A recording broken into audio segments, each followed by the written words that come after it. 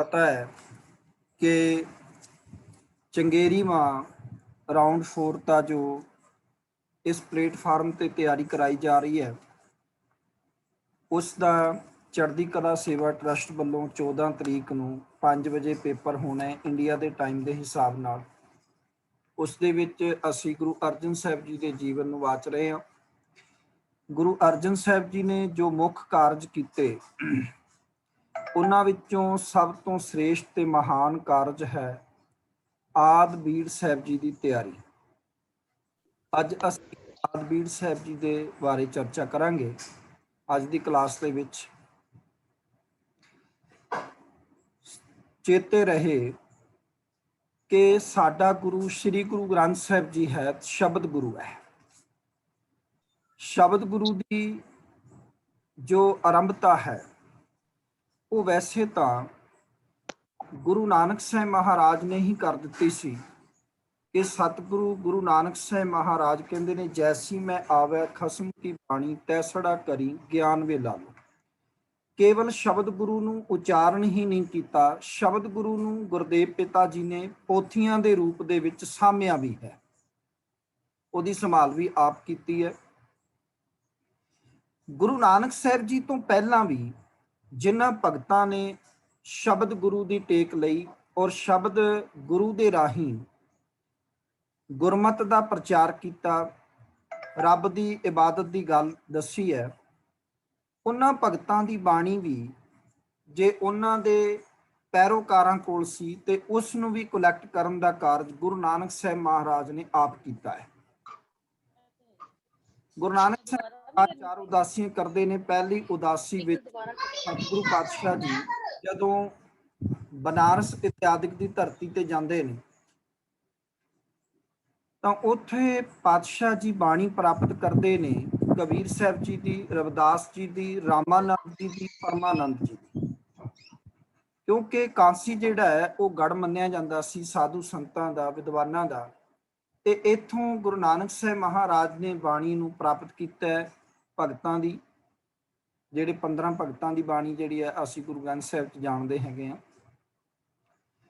ਗੁਰੂ ਨਾਨਕ ਸਾਹਿਬ ਮਹਾਰਾਜ ਜਦੋਂ ਤੀਜੀ ਉਦਾਸੀ ਤੇ ਮੱਕੇ ਮਦੀਨੇ ਜਾਂਦੇ ਨੇ ਤੇ ਪਾਕ ਪਟਨ ਦੀ ਧਰਤੀ ਤੇ ਪਾਤਸ਼ਾਹ ਪੁੱਜਦੇ ਨੇ। ਉੱਥੇ ਸ਼ੇਖ ਬ੍ਰਹਮ ਮਿਲਦੇ ਨੇ। ਸ਼ੇਖ ਬ੍ਰਹਮ ਪਾਸ ਬਾਬਾ ਫਰੀਦ ਸਾਹਿਬ ਦੀ ਬਾਣੀ ਮੌਜੂਦ ਹੈ ਔਰ ਸ਼ੇਖ ਬ੍ਰਹਮ ਬਾਬਾ ਫਰੀਦ ਸਾਹਿਬ ਜੀ ਦੀ ਗੱਦੀ ਦੇ 11ਵੇਂ ਉੱਤਰਾਧਿਕਾਰੀ ਸਨ। ਉਹਨਾਂ ਕੋਲੋਂ ਬਾਬਾ ਫਰੀਦ ਸਾਹਿਬ ਜੀ ਦੀ ਬਾਣੀ ਸਤਿਗੁਰੂ ਪਾਤਸ਼ਾਹ ਲੈਂਦੇ ਨੇ, ਜਾਂ ਕਹਿ ਲਈਏ ਬਾਬਾ ਫਰੀਦ ਸਾਹਿਬ ਜੀ ਦੀ ਪੋਥੀ ਪਾਤਸ਼ਾਹ ਆਪਣੇ ਕੋਲ ਸੰਭਾਲ ਲੈਂਦੇ ਨੇ। ਇਹ ਬਾਣੀ ਦੀ ਪੋਥੀ ਜੋ ਭਗਤ ਬਾਣੀ ਦੀ ਪੋਥੀ ਹੈ ਔਰ ਆਪਣੀ ਬਾਣੀ ਦੀ ਪੋਥੀ ਸਾਹਿਬ ਗੁਰੂ ਨਾਨਕ ਸਾਹਿਬ ਮਹਾਰਾਜ ਲੈ ਕੇ ਜਦੋਂ ਮੱਕੇ ਜਾਂਦੇ ਨੇ ਤੇ ਉੱਥੇ ਬਾਣੀ ਦੀ ਪੋਥੀ ਵੱਲ ਇਸ਼ਾਰਾ ਕਰਦਿਆਂ ਹੋਇਆਂ ਉੱਥੋਂ ਦੇ ਹਾਜੀ ਤੇ ਕਾਜੀ ਗੁਰੂ ਨਾਨਕ ਸਾਹਿਬ ਜੀ ਨੂੰ ਸਵਾਲ ਕਰਦੇ ਨੇ, ਪੁੱਛਣ ਫੋਲ ਕਿਤਾਬ ਨੂੰ ਹਿੰਦੂ ਵੱਡਾ ਕਿ ਮੁਸਲਮਾਨ ਹੋਈ। ਭਾਈ ਗੁਰਦਾਸ ਜੀ ਪ੍ਰਮਾਣ ਹੈ ਇਸ ਗੱਲ ਦਾ। ਸਤਿਗੁਰੂ ਪਾਤਸ਼ਾਹ ਕਹਿੰਦੇ ਨੇ ਬਾਬਾ ਆਖੇ ਹਾਜੀਆਂ ਸ਼ੁਭ ਅਮਲਾਂ ਬਾਜੋਂ ਦੋਨੋਂ ਰਹੀ। ਗੁਰਦੇਵ ਕਹਿੰਦੇ ਵੀ ਜੇ ਉਹ ਬਾਣੀ ਹੈ ਨਾ ਉਹ ਇਹ ਗੱਲ ਇੱਕ ਕੰਮ ਨਹੀਂ ਹੈ ਤਾਂ ਫਿਰ ਪ੍ਰਭੂ ਦੀ ਦਰਗਾਹ ਵਿੱਚ ਤੁਹਾਨੂੰ ਢੋਈ ਨਹੀਂ ਮਿਲੇਗੀ, ਤੁਹਾਨੂੰ ਆਸਰਾ। ਤੁਹਾਡੇ ਨੇਕ ਕਰਮ ਹੋਣੇ ਬਹੁਤ ਜ਼ਰੂਰੀ ਹੈ ਔਰ ਇਹ ਨੇਕ ਕਰਮ ਕਿਹੜੇ ਨੇ? ਹਰ ਕੋ ਨਾਮ ਜਪ ਨਿਰਮਲ ਕਰਮ, ਜਿਨ੍ਹਾਂ ਨੂੰ ਗੁਰੂ ਅਰਜਨ ਸਾਹਿਬ ਮਹਾਰਾਜ ਅੱਗੇ ਚੱਲ ਕੇ ਕਹਿੰਦੇ ਨੇ। ਮੇਰੇ ਕਹਿਣ ਤੋਂ ਮੁਰਾਦ ਇੰਨੀ ਹੈ ਕਿ ਗੁਰੂ ਨਾਨਕ ਸਾਹਿਬ ਮਹਾਰਾਜ ਜਦੋਂ ਮੱਕੇ ਗਏ ਨੇ ਬਾਣੀ ਦੀ ਪੋਥੀ ਉਹਨਾਂ ਕੋਲ ਹੈ, ਜਿਹੜੀ ਬਾਣੀ ਆਪ ਲਿਖਦੇ ਸੀ, ਭਗਤ ਬਾਣੀ। ਕਿਉਂਕਿ ਗੁਰੂ ਨਾਨਕ ਸਾਹਿਬ ਜੀ ਦਾ ਜੋ ਸਰੂਪ ਹੈ ਬਾਹਰੀ, ਉਹਦੇ ਬਾਰੇ ਭਾਈ ਗੁਰਦਾਸ ਜੀ ਕਹਿੰਦੇ ਨੇ ਬਾਬਾ ਫੇਰ ਮੱਕੇ ਗਿਆ ਨੀਲ ਵਸਤਰ ਧਾਰੇ ਬਨਵਾਰੀ ਆਸਾ ਹੱਥ ਕਿਤਾਬ ਕੱਛ ਕੁੱਜਾ ਵਾਂਗ ਮੁਸੱਲਾ ਤਾਰੀ। ਕਿਤਾਬ ਕੱਛ ਤੋਂ ਭਾਵ ਹੈ ਕਿਤਾਬ ਵਗਲ ਵਿੱਚ ਹੈ, ਪੋਥੀ ਸਾਹਿਬ ਕੋਲ ਹੈ। ਸੋ ਸਤਿਗੁਰੂ ਪਾਤਸ਼ਾਹ ਹਰ ਵੇਲੇ ਪੋਥੀ ਸਾਹਿਬ ਨੂੰ ਕੋਲ ਰੱਖਦੇ ਸਨ ਬਾਣੀ ਨੂੰ।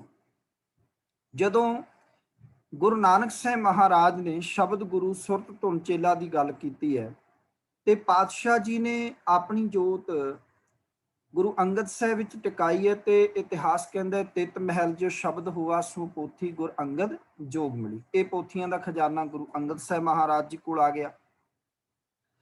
ਗੁਰੂ ਅੰਗਦ ਸਾਹਿਬ ਮਹਾਰਾਜ ਜੀ ਨੇ ਇਹ ਬਾਣੀ ਦਾ ਖਜ਼ਾਨਾ ਉਸ ਦੇ ਪੋਥੀ ਦੇ ਵਿੱਚ ਹੋਰ ਵਾਧਾ ਕੀਤਾ, ਜਾਂ ਕਹਿ ਲਈਏ ਆਪਣੀ ਪੋਥੀ ਇੱਕ ਵੱਖਰੀ ਤਿਆਰ ਕੀਤੀ 63 ਸ਼ਲੋਕਾਂ ਦੀ। ਇਹ ਪੋਥੀ ਗੁਰੂ ਨਾਨਕ ਸਾਹਿਬ ਦੀ ਪੋਥੀ, ਭਗਤ ਬਾਣੀ ਦੀ ਪੋਥੀ ਗੁਰੂ ਅਮਰਦਾਸ ਪਾਤਸ਼ਾਹ ਦੇ ਹਵਾਲੇ ਕੀਤੀ ਹੈ। ਗੁਰੂ ਅਮਰਦਾਸ ਜੀ ਨੇ ਆਪਣੀ ਬਾਣੀ 17 ਰਾਗਾਂ ਵਿੱਚ ਲਿਖੀ ਅਤੇ ਪਾਤਸ਼ਾਹ ਜੀ ਨੇ 4 ਵਾਰਾਂ ਲਿਖ ਕੇ, ਆਨੰਦ ਸਾਹਿਬ ਵਰਗੀ ਬਾਣੀ ਲਿਖ ਕੇ ਆਪਣੀ ਪੋਥੀ ਤਿਆਰ ਕੀਤੀ ਹੈ। ਇਹ ਪੋਥੀ ਤੇ ਪਹਿਲੇ ਪਾਤਸ਼ਾਹ ਦੀਆਂ ਪੋਥੀਆਂ ਗੁਰੂ ਰਾਮਦਾਸ ਮਹਾਰਾਜ ਜੀ ਦੇ ਹਵਾਲੇ ਕੀਤੀਆਂ। ਗੁਰੂ ਰਾਮਦਾਸ ਪਿਤਾ ਜੀ ਨੇ ਅੱਗੇ 30 ਰਾਗਾਂ 'ਚ ਬਾਣੀ ਉਚਾਰਨ ਕਰਕੇ, ਲਾਵਾਂ ਵਰਗੀ ਬਾਣੀ ਉਚਾਰਨ ਕਰਕੇ ਆਪਣੀਆਂ ਪੋਥੀਆਂ ਗੁਰੂ ਅਰਜਨ ਸਾਹਿਬ ਮਹਾਰਾਜ ਜੀ ਦੀ ਝੋਲੀ ਵਿੱਚ ਪਾ ਦਿੱਤੀਆਂ। ਸੋ ਗੁਰੂ ਅਰਜਨ ਸਾਹਿਬ ਮਹਾਰਾਜ ਜੀ ਕੋਲ ਜੋ ਬਾਣੀ ਦਾ ਪੋਥੀਆਂ ਦਾ ਖਜ਼ਾਨਾ ਹੈ, ਉਹ ਹੁਣ ਤੱਕ ਭਗਤ ਸਾਹਿਬਾਨ ਦੀ ਬਾਣੀ, 4 ਗੁਰੂ ਪਾਤਸ਼ਾਹ ਦੀ ਬਾਣੀ ਹੋਰ ਤੇ ਆਪਣੀ ਬਾਣੀ, ਕਹਿ ਲਈਏ 5 ਗੁਰੂ ਪਾਤਸ਼ਾਹ ਦੀ ਬਾਣੀ ਤੇ 11 ਭੱਟਾਂ ਦੀ ਬਾਣੀ, ਕਿਉਂਕਿ ਭੱਟ ਵੀ ਆ ਚੁੱਕੇ ਨੇ। ਗੁਰੂ ਰਾਮਦਾਸ ਪਿਤਾ ਜੀ ਜੋਤੀ ਜੋਤ ਸਮਾ ਗਏ ਨੇ, ਪਿੱਛੇ ਅਸੀਂ ਵਿਚਾਰ ਲਿਆ ਹੈਗਾ। 11 ਭੱਟਾਂ ਦੀ ਬਾਣੀ, ਸੱਤੇ ਬਲਵੰਡ ਜੀ ਦੀ ਬਾਣੀ ਅਤੇ ਬਾਬਾ ਸੁੰਦਰ ਜੀ ਦੀ ਬਾਣੀ, ਜਿਸ ਨੂੰ ਅਸੀਂ ਸੱਤ ਬਾਣੀ ਦੇ ਨਾਲ ਜਾਣਦੇ ਹਾਂ, ਪਿਛਲੇ ਸੈਸ਼ਨ ਵਿੱਚ ਅਸੀਂ ਵਿਚਾਰਿਆ। ਇਹ ਬਾਣੀ ਦੀਆਂ ਸਾਰੀਆਂ ਪੋਥੀਆਂ ਗੁਰੂ ਸਾਹਿਬ ਜੀ ਦੇ ਕੋਲ ਮੌਜੂਦ ਨੇ ਤੇ ਗੁਰੂ ਅਰਜਨ ਸਾਹਿਬ ਮਹਾਰਾਜ ਨੇ ਇਹ ਵੀ ਜਾਣ ਲਿਆ ਹੈ ਕਿ ਇਹਦੇ ਵਿੱਚ ਮੀਣੇ ਜਿਹੜੇ ਨੇ ਉਹ ਰਲਾ ਪਾਉਣ ਦੀ ਹਰਕਤ ਕਰ ਰਹੇ ਨੇ। ਜਿਵੇਂ ਮੈਂ ਕੱਲ ਵੀ ਕਿਹਾ ਸੀ, ਮਿਹਰਬਾਨ ਪੁੱਤ ਪ੍ਰਿਥੀਏ ਦਾ ਕਵੀਸਰੀ ਕਰੇ, ਤਿਨ ਵੀ ਬਾਣੀ ਬਹੁਤ ਬਣਾਈ, ਭੋਗ ਗੁਰੂ ਨਾਨਕ ਕਾਹੀ ਪਾਈ। ਮਿਹਰਬਾਨ ਵਰਗੇ ਜਿਹੜੇ ਪ੍ਰਿਥੀ ਚੰਦ ਦੇ ਪੁੱਤਰ ਸਨ, ਉਹ ਜੋ ਇੱਕ ਕਵੀ ਸੀ ਤੇ ਕਵਿਤਾਵਾਂ ਰਚ ਲੈਂਦਾ ਸੀ, ਉਹ ਨਾਨਕ ਪਦ ਦੀ ਵਰਤੋਂ ਕਰਨ ਲੱਗ ਪਿਆ, ਜੋ ਕਿ ਠੀਕ ਨਹੀਂ ਸੀ, ਅਸੂਲਾਂ ਦੇ ਖਿਲਾਫ ਸੀ। ਨਾਨਕ ਪਦ ਦੀ ਵਰਤੋਂ ਕਰਨ ਦਾ ਅਧਿਕਾਰ ਕੇਵਲ ਉਸੇ ਗੁਰ ਵਿਅਕਤੀ ਨੂੰ ਸੀ ਜਿਹਦੇ ਵਿੱਚ ਜੋਤ ਬਿਰਾਜਮਾਨ ਹੈ ਗੁਰੂ ਦੀ ਅਤੇ ਗੁਰਤਾ ਗੱਦੀ ਪ੍ਰਾਪਤ ਹੋ ਗਈ ਹੈ। ਗੁਰੂ ਅਰਜਨ ਸਾਹਿਬ ਜੀ ਨੇ ਦੂਰ ਅੰਦੇਸੀ ਤੋਂ ਕੰਮ ਲਿਆ ਤੇ ਹੁਕਮਨਾਮੇ ਜਾਰੀ ਕਰ ਦਿੱਤੇ, ਭਾਈ ਜਿਸ ਕੋਲ ਬਾਣੀ ਮੌਜੂਦ ਹੈ, ਗੁਰੂ ਦਾ ਸ਼ਬਦ ਮੌਜੂਦ ਹੈ, ਉਹ ਲੈ ਕੇ ਆਵੇ। ਬਸ ਸ਼ਰਤ ਇੱਕੋ ਹੀ ਹੋਏਗੀ ਕਿ ਉਸ ਦੀ ਬਾਣੀ ਗੁਰੂ ਨਾਨਕ ਸਾਹਿਬ ਜੀ ਦੀ ਬਾਣੀ ਦੀ ਕਸਵੱਟੀ ਤੇ ਖਰੀ ਉਤਰਦੀ ਹੋਵੇ। ਇਹ ਸ਼ਰਤ ਜਿਹੜੀ ਹੈ ਗੁਰੂ ਨਾਨਕ ਸਾਹਿਬ ਮਹਾਰਾਜ ਜੀ ਦੀ ਬਾਣੀ ਦੇ ਬਾਰੇ 'ਚ ਗੁਰੂ ਅਰਜਨ ਸਾਹਿਬ ਜੀ ਨੇ ਰੱਖ ਦਿੱਤੀ ਵੀ ਉਸੇ ਦੀ ਬਾਣੀ ਗੁਰੂ ਗ੍ਰੰਥ ਸਾਹਿਬ 'ਚ ਦਰਜ ਹੋ ਪਾਏਗੀ ਜਿਹਦੀ ਬਾਣੀ ਗੁਰਮਤਿ ਸਿਧਾਂਤਾਂ ਤੇ ਖਰੀ ਉਤਰਦੀ ਹੈ। ਤੇ ਗੁਰਮਤਿ ਸਿਧਾਂਤਾਂ ਦੀ ਪਰਖ ਜਿਹੜੀ ਹੈ ਗੁਰੂ ਨਾਨਕ ਸਾਹਿਬ ਮਹਾਰਾਜ ਜੀ ਦੀ ਬਾਣੀ ਦੇ ਆਧਾਰ ਤੇ ਹੋਵੇਗੀ। ਹੁਕਮਨਾਮੇ ਜਾਰੀ ਹੋਏ, ਬਹੁਤ ਸਾਰੇ ਭਗਤ ਆਪੋ ਆਪਣੀਆਂ ਰਚਨਾਵਾਂ ਲੈ ਕੇ ਗੁਰੂ ਮਹਾਰਾਜ ਜੀ ਦੇ ਕੋਲ ਪੁੱਜਦੇ ਹਨ। ਤੇ ਚੇਤੇ ਰੱਖਿਓ, ਜਿੱਥੇ ਸਤਿਗੁਰੂ ਪਾਤਸ਼ਾਹ ਜੀ ਨੇ ਬਾਣੀ ਨੂੰ ਪੜ੍ਹਨਾ ਵਿਚਾਰਨਾ ਸ਼ੁਰੂ ਕੀਤਾ, ਬਾਣੀ ਨੂੰ ਸੋਧਣਾ ਸ਼ੁਰੂ ਕੀਤਾ ਕਿ ਇੱਕ ਇੱਕ ਸ਼ਬਦ ਨੂੰ ਵਿਚਾਰਿਆ ਹੈਗਾ, ਕਿਸ ਸ਼ਬਦ ਨੂੰ ਕਿਸ ਰਾਗ ਵਿੱਚ ਲਿਖਣਾ, ਬੰਦਿਤ ਕਰਨਾ, ਕਲਮ ਬੰਦ ਕਰਨਾ ਹੈਗਾ, ਕਿਸ ਵਾਰ ਨੂੰ ਕਿੱਥੇ ਦਰਜ ਕਰਨਾ ਹੈਗਾ। ਇਹ ਸਾਰਾ ਕਾਰਜ ਆਪਣੇ ਆਪ ਦੇ ਵਿੱਚ ਬਾਕਮਾਲ ਸੀ ਔਰ ਬੜੀ ਮਿਹਨਤ ਵਾਲਾ ਜਿਹੜਾ ਇਹ ਕਾਰਜ ਸੀਗਾ। ਸਤਿਗੁਰੂ ਪਾਤਸ਼ਾਹ ਜੀ ਨੇ ਸਾਰੀ ਬਾਣੀ ਨੂੰ ਇੱਕ ਵਾਰ ਜਿਹੜਾ ਹੈ ਉਹ ਬੜੇ ਧਿਆਨ ਨਾਲ ਵਿਚਾਰਨਾ ਸ਼ੁਰੂ ਕੀਤਾ ਤੇ ਇਹਨਾਂ ਦਿਨਾਂ ਦੇ ਵਿੱਚ ਹੀ ਗੁਰੂ ਪਾਤਸ਼ਾਹ ਜੀ ਨੇ ਜੋ ਸਥਾਨ ਚੁਣਿਆ ਉਹ ਰਾਮਸਰ ਸਾਹਿਬ ਦਾ, ਅੰਮ੍ਰਿਤਸਰ ਸ਼ਹਿਰ ਤੋਂ ਬਾਹਰ ਭਾਈ ਗੁਰਦਾਸ ਜੀ ਅਤੇ ਹੋਰ ਵੀ ਉਹਨਾਂ ਦੇ ਨਾਲ ਜਿਹੜਾ ਹੈ ਉਹ ਲਿਖਾਰੀ ਪਾਤਸ਼ਾਹ ਜੀ ਨੇ ਲਾ ਦਿੱਤੇ। ਇਹਨਾਂ ਦਿਨਾਂ ਵਿੱਚ ਹੀ 4 ਸ਼ਖਸ ਇਹੋ ਜਿਹੇ ਨੇ ਜਿਹੜੇ ਕਿ ਆਪਣੀਆਂ ਰਚਨਾਵਾਂ ਪੁੱਜਦੇ ਹਨ। ਉਹ 4 ਸ਼ਖਸ ਸਨ, ਛੱਜੂ ਤੇ ਸ਼ਾਹ ਹੁਸੈਨ। ਕਾਨਾ, ਪੀਲੂ, ਛੱਜੂ, ਸ਼ਾਹ ਹੁਸੈਨ, ਇਹ 4 ਰਚਨਾਵਾਂ ਲੈ ਕੇ ਜਦੋਂ ਪੁੱਜੇ ਹਨ ਤਾਂ ਇਹਨਾਂ ਨੇ ਗੁਰੂ ਅਰਜਨ ਸਾਹਿਬ ਮਹਾਰਾਜ ਅਤੇ ਭਾਈ ਗੁਰਦਾਸ ਜੀ ਦੇ ਅੱਗੇ ਆਪਣੀਆਂ ਰਚਨਾਵਾਂ ਰੱਖੀਆਂ ਤੇ ਕਹਿਣ ਲੱਗੇ ਕਿ ਅਸੀਂ ਜਿਹੜਾ ਹੈ ਉਹ ਆਪਣੀ ਬਾਣੀ ਆਦਿ ਗ੍ਰੰਥ ਸਾਹਿਬ ਜੋ ਗੁਰੂ ਗ੍ਰੰਥ ਸਾਹਿਬ ਜੀ ਮਹਾਰਾਜ ਅੱਗੇ ਚੱਲ ਕੇ ਬਿਰਾਜਮਾਨ ਹੋਏ, ਕਿ ਅਸੀਂ ਚਾਹੁੰਦੇ ਹਾਂ ਕਿ ਜੋ ਗ੍ਰੰਥ ਸਾਹਿਬ ਗੁਰੂ ਅਰਜਨ ਸਾਹਿਬ ਤਿਆਰ ਕਰ ਰਹੇ ਨੇ ਉਹਦੇ ਵਿੱਚ ਸਾਡੀ ਬਾਣੀ ਦਰਜ ਹੋਵੇ। ਗੁਰੂ ਅਰਜਨ ਸਾਹਿਬ ਜੀ ਕੇ ਮੁਬਾਰਕ ਜੀ ਆਇਆਂ ਨੂੰ। ਪਰ ਤੁਹਾਨੂੰ ਪਤਾ ਹੋਣਾ ਚਾਹੀਦਾ ਵੀ ਸਾਡੀ ਸ਼ਰਤ ਇਹ ਹੈ कि ਜਿਹੜੀ ਬਾਣੀ ਗੁਰੂ ਗ੍ਰੰਥ ਸਾਹਿਬ ਮਹਾਰਾਜ ਜੀ ਤੇ ਗੁਰੂ ਨਾਨਕ ਸਾਹਿਬ ਮਹਾਰਾਜ ਜੀ ਦੀ ਬਾਣੀ ਦੀ ਕਸਵੱਟੀ ਤੇ ਖਰੀ ਉਤਰੇਗੀ, ਉਸ ਬਾਣੀ ਨੂੰ ਹੀ ਦਰਜ ਕੀਤਾ ਜਾਏਗਾ। ਕਵਿਤਾ ਰਚ ਲੈਣੀ ਕੋਈ ਵੱਡੀ ਗੱਲ ਨਹੀਂ ਹੈ, ਤੁਕਬੰਦੀ ਸਿੱਖ ਲੈਣੀ ਕੋਈ ਵੱਡੀ ਗੱਲ ਨਹੀਂ ਹੈ, ਪਰ ਕਵਿਤਾ ਦੇ ਵਿੱਚ ਰੱਬ ਨਾਲ ਜੋੜਨ ਦੀ ਗੱਲ ਹੈ, ਪਰਮੇਸ਼ਰ ਨਾਲ ਜੋੜਨ ਦੀ ਗੱਲ ਹੈ, ਪਰਮੇਸ਼ਰ ਦੀ ਬੰਦਗੀ ਹੈ, ਸੱਚ ਦੇ ਪਰਪੱਖਤਾ ਹੈਗੀ ਹੈ, ਇਹ ਵੇਖਣਾ ਹੋਏਗਾ। ਸਤਿਗੁਰੂ ਜੀ ਨੇ ਕਿਹਾ ਭਾਈ ਤੁਸੀਂ ਆਪਣੀ ਰਚਨਾਵਾਂ ਸੁਣਾਓ। ਸਭ ਤੋਂ ਪਹਿਲਾਂ ਕਹਿੰਦੇ ਨੇ ਕਾन्हे ਨੇ ਆਪਣੀ ਰਚਨਾ ਜੋ ਉਹਨੇ ਪੰਕਤੀਆਂ ਲਿਖੀਆਂ ਸਨ, ਤੁਕਬੰਦੀ ਕੀਤੀ ਸੀ, ਉਹਨੇ ਸੁਣਾਣੀ ਸ਼ੁਰੂ ਕੀਤੀ। ਉਹ ਕਹਿੰਦਾ ਹੈ ਮੈਂ ਉਹੀ ਰੇ ਜਾਂਕੋ ਜਸ ਵੇਦ ਪੁਰਾਣ ਗਾਵੇਂ, ਖੋਜਤ ਦੇਖਿਓ ਮਤ ਕੋਈ ਰੇ। ਉਹ ਕਹਿੰਦਾ ਹੈ ਇਹ ਤੂੰ ਸਿੱਧਾ ਆਮ ਬੱਚਾ ਵੀ ਅਰਥ ਇਹਦੇ ਕਰ ਸਕਦਾ ਹੈ ਕਿ ਮੈਂ ਉਹ ਸ਼ਖਸ ਹਾਂ ਜਿਸ ਦਾ ਜਸ ਵੇਦ ਪੁਰਾਣ ਗਾਉਂਦੇ ਨੇ। ਧਾਰਮਿਕ ਵੇਦ ਸ਼ਾਸਤਰ ਜਿਹੜੇ ਨੇ ਉਹ ਮੇਰਾ ਜਸ ਗਾਇਨ ਕਰਦੇ ਨੇ, ਭਾਵ ਮੈਂ ਉਸ ਪਦਵੀ ਨੂੰ ਪਹੁੰਚਿਆ ਹੋਇਆ ਮਨੁੱਖ ਹੈ। ਆਪਣੇ ਆਪ ਨੂੰ ਰੱਬ ਦੇ ਤੁਲ ਜਾਣਨਾ ਇਹਦੀ ਰਚਨਾ ਤੋਂ ਬਿਲਕੁਲ ਸਾਫ਼ ਨਜ਼ਰ ਆ ਰਿਹਾ ਸੀ ਕਿ ਇਹ ਸ਼ਖਸ ਇਹ ਕਹਿਣਾ ਚਾਹੁੰਦਾ ਹੈ ਕਿ ਮੈਂ ਐਡਾ ਵੱਡਾ ਮਹਾਪੁਰਸ਼ ਹਾਂ ਕਿ ਮੇਰਾ ਜਸ ਵੇਦ ਪੁਰਾਣ ਗਾਇਨ ਕਰਦੇ ਨੇ। ਗੁਰੂ ਅਰਜਨ ਸਾਹਿਬ ਮਹਾਰਾਜ ਮੁਸਕਰਾ ਪਏ। ਸਤਿਗੁਰੂ ਨੇ ਕਿਹਾ ਕਾन्हा ਜੀ ਇੱਕ ਗੱਲ ਦੱਸੋ ਕਿ ਇਹ ਗੁਰੂ ਨਾਨਕ ਦਾ ਘਰ ਹੈ ਤੇ ਗੁਰੂ ਨਾਨਕ ਸਾਹਿਬ ਮਹਾਰਾਜ ਜਿਨ੍ਹਾਂ ਨੇ ਰੱਬ ਦੀ ਉਸਤਤ ਕੀਤੀ ਹੈ, ਰੱਬ ਦੀ ਵਡਿਆਈ ਕੀਤੀ ਹੈ, ਪਰਮੇਸ਼ਰ ਦੀ ਬੰਦਗੀ ਕੀਤੀ ਹੈ, ਔਰ ਸਤਿਗੁਰੂ ਜੀ ਨੇ ਉਹਨਾਂ ਰਾਗਾਂ ਵਿੱਚ ਬਾਣੀ ਉਚਾਰਨ ਕੀਤੀ। ਕਈ ਸਿੱਧ ਗੋਸ਼ਟ ਵਰਗੀਆਂ ਲੰਮੇਰੀਆਂ ਬਾਣੀਆਂ, ਜਪਜੀ ਸਾਹਿਬ ਵਰਗੀਆਂ ਬਾਣੀਆਂ ਗੁਰੂ ਪਾਤਸ਼ਾਹ ਜੀ ਨੇ ਮਨੁੱਖਤਾ ਦੀ ਝੋਲੀ ਪਾਈਆਂ। ਤੁਹਾਨੂੰ ਪਤਾ ਗੁਰੂ ਨਾਨਕ ਸਾਹਿਬ ਮਹਾਰਾਜ ਆਪਣੇ ਆਪ ਨੂੰ ਕੀ ਕਹਿੰਦੇ? ਉਹ ਕਹਿਣ ਲੱਗਾ ਨਹੀਂ ਪਤਾ। ਸਤਿਗੁਰੂ ਪਾਤਸ਼ਾਹ ਕਹਿਣਗੇ ਗੁਰੂ ਨਾਨਕ ਸਾਹਿਬ ਮਹਾਰਾਜ ਕਹਿੰਦੇ ਨੇ ਨਾਨਕ ਨੀਚ ਕਹਿ ਵਿਚਾਰ ਵਾਰਿਆ ਨਾ ਜਾਵਾਂ ਏਕ ਵਾਰ। ਪਾਤਸ਼ਾਹ ਤਾਂ ਆਪਣੇ ਆਪ ਨੂੰ ਨੀਚ ਕਹਿੰਦੇ ਨੇ, ਪਾਤਸ਼ਾਹ ਤਾਂ ਆਪਣੇ ਆਪ ਨੂੰ ਐਡਾ ਮਹਾਨ ਉੱਚਾ ਨਹੀਂ ਕਹਿੰਦੇ। ਹਾਲਾਂਕਿ ਭੱਟ ਬਾਣੀ ਨੇ ਗੁਰੂ ਨਾਨਕ ਸਾਹਿਬ ਮਹਾਰਾਜ ਜੀ ਦੀ ਜਦੋਂ ਉਸਤਤ ਕੀਤੀ ਹੈ ਨਾ ਭੱਟਾਂ ਨੇ, ਤੇ ਉਹ ਕਹਿੰਦੇ ਨੇ ਆਪ ਨਾਰਾਇਣ ਕਲਾਤਾਰ ਜਾਂ ਜੋਤ ਹਰ ਆਪ ਗੁਰੂ ਨਾਨਕ ਕਹਾਇਓ। ਪਰ ਗੁਰੂ ਨਾਨਕ ਆਪਣੇ ਆਪ ਨੂੰ ਕੀ ਕਹਿੰਦੇ ਨੇ? ਪਾਤਸ਼ਾਹ ਕਹਿੰਦੇ ਨਾਨਕ ਨੀਚ ਕਹਿ ਵਿਚਾਰ ਹੋਂ ਢਾਡੀ ਕਾ ਨੀਚ ਜਾਤ ਹੋਰ ਉੱਤਮ ਜਾਤ ਸਦਾਇਂਦੇ। ਪਾਤਸ਼ਾਹ ਕਹਿੰਦੇ ਨੇ ਕਿ ਪਾਤਸ਼ਾਹ ਤਾਂ ਆਪਣੇ ਆਪ ਨੂੰ ਹੋਂ ਢਾਡੀ ਕਾ ਨੀਚ ਜਾਤ ਆਖ ਰਹੇ, ਤੁਸੀਂ ਕਹਿ ਰਹੇ ਹੋ ਮੈਂ ਉਹੀ ਰੇ। ਗੁਰੂ ਅਰਜਨ ਸਾਹਿਬ ਮਹਾਰਾਜ ਨੇ ਕਿਹਾ ਇੱਥੇ ਤਾਂ ਗਰੀਬੀ ਗਦਾ ਹਮਾਰੀ ਖੰਨਾ ਸਗਲ ਰੇਨ ਛਾਰੀ। ਇੱਥੇ ਜਿਹੜਾ ਨਿਮਰਤਾ ਵਾਲੇ ਦੀ ਬਾਣੀ ਪ੍ਰਵਾਨ ਹੋਏਗੀ, ਇੱਥੇ ਕਿਸੇ ਅਹੰਕਾਰੀ ਦੀ ਬਾਣੀ ਪ੍ਰਵਾਨ ਨਹੀਂ ਹੋ ਸਕਦੀ। ਇਹਦੀ ਰਚਨਾ ਇਹਨੇ ਆਪਣੀ ਰਚਨਾ ਸੰਕੋਚ ਲਈ ਪਿੱਛੇ ਹੋ ਗਿਆ। ਫਿਰ ਕਹਿੰਦੇ ਨੇ ਕਿ ਛੱਜੂ ਦੀ ਵਾਰੀ ਆਈ ਏ ਤੇ ਛੱਜੂ ਨੂੰ ਕਿਹਾ ਆਪਣੀ ਰਚਨਾ ਜਿਹੜੀ ਹੈ ਉਹ ਪੜ੍ਹ ਕੇ ਸੁਣਾ। ਛੱਜੂ ਨੇ ਆਪਣੀ ਰਚਨਾ ਨੂੰ ਪੜ੍ਹਨਾ ਸ਼ੁਰੂ ਕੀਤਾ ਹੈ। ਉਹ ਕਹਿੰਦਾ ਹੈ ਕਿ ਕਾਗਜ਼ ਸੰਧੀ ਪੂਤਰੀ ਤਉ ਨਾ ਤਰਿਆ ਨਿਹਾਰ, ਵੀ ਜੇ ਇਸਤਰੀ ਕਾਗਜ਼ ਦੀ ਵੀ ਬਣੀ ਹੋਵੇ ਤਾਂ ਵੀ ਉਹਨੂੰ ਦੇਖਣਾ ਨਹੀਂ ਚਾਹੀਦਾ, ਉਹਦੇ ਨਾਲ ਰਿਸ਼ਤੇਦਾਰ ਸੰਬੰਧ ਰਿਸ਼ਤੇਦਾਰੀ ਨਹੀਂ ਬਣਾਉਣੀ ਚਾਹੀਦੀ ਕਿ ਕਿਉਂਕਿ ਇਹ ਉਹਨਾਂ ਦਾ ਹੀ ਅਨੁਜਾਈ ਹੈ ਜਿਹੜੇ ਇਹਦੇ ਪਹਿਲੋਂ ਪੈਰੋਕਾਰ ਸੀ। ਉਹ ਕਹਿੰਦੇ ਸੀ ਢੋਰ ਪਸ਼ੂ ਸੂਦਰ ਔਰ ਨਾਰੀ ਇਹ ਸਭ ਤਾੜਨ ਕੇ ਅਧਿਕਾਰੀ।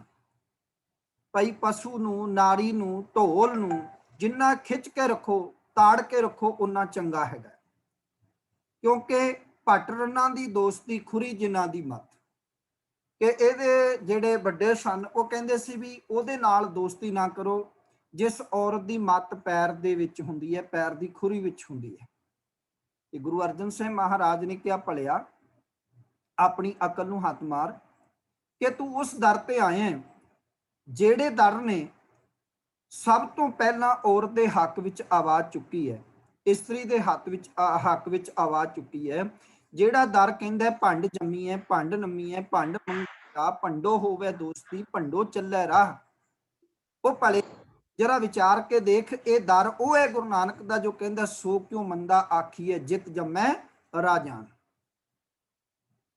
ਤੇ ਤੂੰ ਆਖ ਰਿਹਾ ਕਾਗਜ਼ ਸੰਧੀ ਪੂਤਰੀ ਤਉ ਨਾ ਤਰਿਆ ਨਿਹਾਰ। ਮੇਰੀ ਇਹ ਰਚਨਾ ਗੁਰੂ ਗ੍ਰੰਥ ਸਾਹਿਬ ਚ ਦਰਜ ਕਰ ਦਿਓ। ਤੈਨੂੰ ਪਤਾ ਵੀ ਗੁਰੂ ਆਦਿ ਗ੍ਰੰਥ ਸਾਹਿਬ ਜੀ ਦੀ ਜੋ ਬੀੜ ਸਾਹਿਬ ਤਿਆਰ ਹੋ ਰਹੀ ਹੈ ਉਹਦੀ 75% ਬਾਣੀ ਇਸਤਰੀ ਰੂਪ ਦੇ ਵਿੱਚ ਮਾਲਕ ਨੇ ਦਰਜ ਕੀਤੀ ਹੈ। ਅੱਗੇ ਚੱਲ ਕੇ ਅਸੀਂ ਵਿਚਾਰਾਂਗੇ ਗੁਰੂ ਅਰਜਨ ਸਾਹਿਬ ਜੀ ਦੀ ਬਾਣੀ ਕਿ ਗੁਣਵੰਤੀ ਪਾਤਸ਼ਾਹ ਜੀ ਨੇ ਸ਼ਬਦ ਉਚਾਰਨ ਕੀਤਾ ਹੈਗਾ। ਔਰ ਮੇਰੇ ਸਤਿਗੁਰੂ ਗੁਰੂ ਨਾਨਕ ਸਾਹਿਬ ਜੀ ਦਾ ਕੁਚੱਜੀ ਸੁਚੱਜੀ ਸ਼ਬਦ ਮਿਲਦਾ ਹੈਗਾ। ਬਹੁਤ ਸਾਰੀ ਬਾਣੀ ਜੀਵ ਰੂਪੀ ਇਸਤਰੀ ਨੂੰ ਸੰਬੋਧਨ ਕਰਕੇ ਕੀਤੀ ਹੋਈ ਹੈ, ਜ਼ਿਆਦਾਤਰ ਗੁਰੂ ਗ੍ਰੰਥ ਸਾਹਿਬ ਜੀ ਦੀ ਬਾਣੀ। ਤੇ ਇਹ ਕਿਵੇਂ ਹੋ ਸਕਦਾ ਸੀ ਫਿਰ ਕੰਨ ਦੀ ਜਿਹੜੀ ਬਾਣੀ ਹੈਗੀ ਹੈ ਛੱਜੂ ਦੀ ਉਹ ਦਰਜ ਹੋ ਜਾਂਦੀ। ਕਹਿਣ ਲੱਗੇ ਤੀਜਾ ਬੰਦਾ, ਉਸਨੇ ਜਦੋਂ ਪੀਲੂ ਨੂੰ ਕਿਹਾ ਗਿਆ ਵੀ ਤੂੰ ਆਪਣੀ ਰਚਨਾ ਸੁਣਾ, ਤੇ ਤੀਜੇ ਬੰਦੇ ਨੇ ਆਪਣੀ ਰਚਨਾ ਪੜ੍ਹ ਕੇ ਸੁਣਾਈ। ਕਹਿੰਦਾ ਹੈ ਮੇਰੀ ਰਚਨਾ ਤੁਸੀਂ ਆਦਿ ਗ੍ਰੰਥ ਵਿੱਚ ਦਰਜ ਕਰ ਲਓ, ਪਰ ਉਹਦੀ ਰਚਨਾ ਸੀ ਕਿ ਅਸਾਂ ਨਾਲੋਂ ਸੇ ਭਲੇ ਜੰਮਦਿਆਂ ਹੀ ਮਰ ਗਏ, ਚਿੱਕੜ ਪੈਰ ਨਾ ਬੋਹੜਿਓ ਨਾ ਆਲੂਦ ਪਏ। ਹੁਣ ਇਹ ਬੰਦਾ ਜੀਵਨ ਸੰਘਰਸ਼ ਤੋਂ ਭੰਗੋੜਾ ਹੋਇਆ ਦੱਸਦਾ ਹੈ, ਪਰ ਗੁਰਮਤ ਸਾਨੂੰ ਜੀਵਨ ਸੰਘਰਸ਼ ਤੋਂ ਭੱਜਣ ਦੀ ਗੱਲ ਨਹੀਂ ਕਰਦੀ। ਗੁਰਮਤ ਮਾਰਗ ਚੜ੍ਹਦੀ ਕਲਾ ਦਾ ਮਾਰਗ ਹੈ, ਇਸ ਵਿੱਚ ਨਿਰਾਸ਼ਤਾ ਨੂੰ ਕੋਈ ਥਾਂ ਨਹੀਂ ਹੈ। ਦੁੱਖ, ਬੁਰਾਈ, ਹਾਰ, ਅਫਸੋਸ ਅਤੇ ਘਾਟਾ ਆਦਿਕ ਸ਼ਬਦਾਂ ਵਿੱਚ ਗੁਰਮਤ ਦੇ ਕੋਸ਼ ਵਿੱਚ ਹੈ ਹੀ ਨਹੀਂ ਹੈ। ਗੁਰਮਤ ਦਾ ਉਪਦੇਸ਼ ਬੜੀ ਚੜ੍ਹਦੀ ਕਲਾ ਵਾਲਾ ਹੈ। ਗੁਰਮਤ ਤਾਂ ਤਤੀ ਤਵੀ ਤੇ ਬਹਿ ਕੇ ਵੀ ਇਹ ਸਬਕ ਸਿਖਾਉਂਦੀ ਹੈ, ਦੁੱਖ ਨਾਹੀਂ ਸਭ ਸੁਖ ਹੀ ਹੈ ਰੇ, ਇੱਕ ਹੈ ਇੱਕ ਹੀ ਨੀਤਾ, बुरा नहीं सब भला ही है रे, हार नहीं सब जेता, सोग नहीं नाही सदा हरक ही है रे, छोड़ नहीं किछ लेता, कहो नानक जन हर हर हर है, कत आवे कत रमता है। सो गुरमत ने तो ਇਹ ਗੱਲ ਕਹੀ ਹੈ ਕਿ ਵੀ ਤੂੰ ਜੀਵਨ ਸੰਘਰਸ਼ ਤੋਂ ਨਾ ਭੱਜ, ਜਨਮ ਅਤੇ ਮਰਨ ਤੇਰਾ ਆਪਣੇ ਹੱਥ ਵਿੱਚ ਨਹੀਂ ਹੈ। ਜ਼ੋਰ ਨਾ ਜੀਵਨ, ਮਰਨ ਨਾ ਜ਼ੋਰ। ਇਹ ਜੰਮਣਾ ਤੇ ਮਰਨਾ ਤੇਰੇ ਆਪਣੇ ਹੱਥ ਵਿੱਚ ਨਹੀਂ ਹੈ। ਜਾਂ ਤਿਸ ਭਾਣਾ ਤਾਂ ਜੰਮਿਆ ਪਰਿਵਾਰ ਭਲਾ ਪਾਇਆ। ਇੱਥੇ ਤਾਂ ਗੁਰਮਤ ਨੇ ਇਹ ਸਿਖਾਇਆ ਹੈ ਕਿ ਜਿਹਾ ਚਿਰੀ ਲਿਖਿਆ ਤੇਹਾ ਹੁਕਮ ਕਮਾਹੇ, ਕੱਲੇ ਆਵੇ ਨਾਨਕਾ ਸੱਦੇ ਉੱਠੇ ਜਾਹੇ। ਉਸ ਮਾਲਕ ਦੇ ਹੁਕਮ ਵਿੱਚ ਅਸੀਂ ਆਉਂਦੇ ਹਾਂ, ਉਸ ਮਾਲਕ ਦੇ ਹੁਕਮ ਵਿੱਚ ਇਸ ਸੰਸਾਰ ਤੋਂ, ਇਸ ਜਹਾਨ ਤੋਂ ਅਸੀਂ ਤੁਰ ਜਾਂਦੇ ਹਾਂ। ਹਾਂ, ਜੀਵਨ ਜਿਉਣਾ ਇੱਕ ਕਲਾ ਹੈ, ਤੇ ਉਹ ਕਲਾ ਗੁਰੂ ਪਾਸੋਂ ਸਿੱਖਣੀ ਹੈ। ਜਿਸਨੇ ਜੀਵਨ ਜਿਉਣ ਦੀ ਕਲਾ ਕਹਿੰਦੇ ਨੇ ਜੁਗਤ ਨੂੰ, ਔਰ ਇਹ ਕੌਣ ਸਿੱਖਦਾ ਹੈ? ਗੁਰ ਕਿਰਪਾ ਜੇ ਨਰਕੋ ਕੀਨੀ, ਤੇ ਇਹ ਜੁਗਤ ਪਛਾਨੀ, ਨਾਨਕ ਲੀਨ ਭਇਓ ਗੋਬਿੰਦ ਸਿੰਘ ਜੋ ਪਾਣੀ ਸੰਗ ਪਾਣੀ। ਜਿਹਨੇ ਜੁਗਤ ਸਿੱਖ ਲਈ, ਜਿਹਨੇ ਕਲਾ ਸਿੱਖ ਲਈ, ਉਹ ਮਾਲਕ ਵਿੱਚ ਲੀਨ ਹੋ ਜਾਂਦਾ ਹੈ। ਸੋ ਪਾਤਸ਼ਾਹ ਜੀ ਨੇ ਕਿਹਾ ਭਾਈ ਇਹੋ ਜੀ ਬਾਣੀ ਜਿਹੜੀ ਨਿਰਾਸ਼ਾਵਾਦ ਹੈ, ਜਿਹੜੀ ਕਿ ਇਹ ਕਹਿੰਦੀ ਹੈ ਕਿ ਅਸਾਂ ਨਾਲੋਂ ਸੇ ਭਲੇ ਜੰਮਦਿਆਂ ਹੀ ਮਰ ਗਏ, ਹਜੇ ਜੀਵਨ ਸੰਘਰਸ਼ ਤੋਂ ਭਗੌੜਾ ਹੋ ਗਿਆ, ਕਹਿਣ ਲੱਗੇ ਉਹ ਬਾਣੀ ਗੁਰੂ ਗ੍ਰੰਥ ਸਾਹਿਬ ਚ ਦਰਜ ਨਹੀਂ ਕੀਤੀ ਜਾ ਸਕਦੀ। ਗੁਰੂ ਨਾਨਕ ਸਾਹਿਬ ਜੀ ਨੇ ਤਾਂ ਐਸੇ ਜੋਗੀਆਂ ਨੂੰ ਵੀ ਲਤਾੜਿਆ, ਜਿਹੜੇ ਜੋਗੀ ਆਪਣਾ ਘਰ-ਬਾਰ ਛੱਡ ਕੇ, ਆਪਣਾ ਘਰ-ਘਾਟ ਤਿਆਗ ਕੇ, ਸੁੱਤੇ ਪਏ ਬੱਚਿਆਂ ਨੂੰ ਛੱਡ ਕੇ ਆ ਗਏ ਸਨ। ਭਰਤਰੀ ਵਰਗੇ, ਮਹਾਤਮਾ ਬੁੱਧ ਵਰਗੇ, ਗੋਰਖਨਾਥ, ਮਛੰਦਰਨਾਥ ਵਰਗੇ ਕਿੰਨੇ ਲੋਕ ਸਨ ਜਿਹੜੇ ਆਪਣੇ ਬੱਚਿਆਂ ਨੂੰ ਸੁੱਤੇ ਪਏ ਛੱਡ ਕੇ ਆ ਗਏ। ਗੁਰੂ ਨਾਨਕ ਸਾਹਿਬ ਜੀ ਨੇ ਕਿਹਾ ਕਿ ਮਾਊ ਪਿਓ ਕਿਰਤ ਗਵਾਇਨ, ਟੱਬਰ ਰੋਵਨ ਧਾਈ। ਕਹਿਣ ਲੱਗੇ ਮਾਪੇ ਆਪਣੀ ਕਿਰਤ ਗਵਾ ਬੈਠੇ, ਮਿਹਨਤ ਦਾ ਸੰਘਰਸ਼ ਦਾ ਰਾਹ ਛੱਡ ਦਿੱਤਾ, ਜੋਗੀਆਂ ਦੀਆਂ ਜਟਾਵਾਂ ਵਧਾ ਲਈਆਂ ਅਤੇ ਜੋਗ ਮਤ ਧਾਰਨ ਕਰਕੇ ਸਵਾਹ ਪਿੰਡੇ ਤੇ ਮਲ ਕੇ ਤੁਸੀਂ ਚੁਰਸਤੇ ਵਿੱਚ ਬੈਠ ਜਾਂਦੇ ਹੋ। ਤੁਹਾਨੂੰ ਸ਼ਰਮ ਨਹੀਂ ਆਉਂਦੀ ਕਿ ਉੱਡ ਡਰਾਵੇ ਝਾਟੇ ਪਾਏ, ਵੇਖੇ ਲੋਕ ਹੱਸੇ ਕਰ ਜਾਏ, ਰੋਟੀਆਂ ਕਾਰਨ ਪੂਰੇ ਤਾਲ, ਆਪ ਪਛਾਣੇ ਧਰਤੀ ਨਾਲ।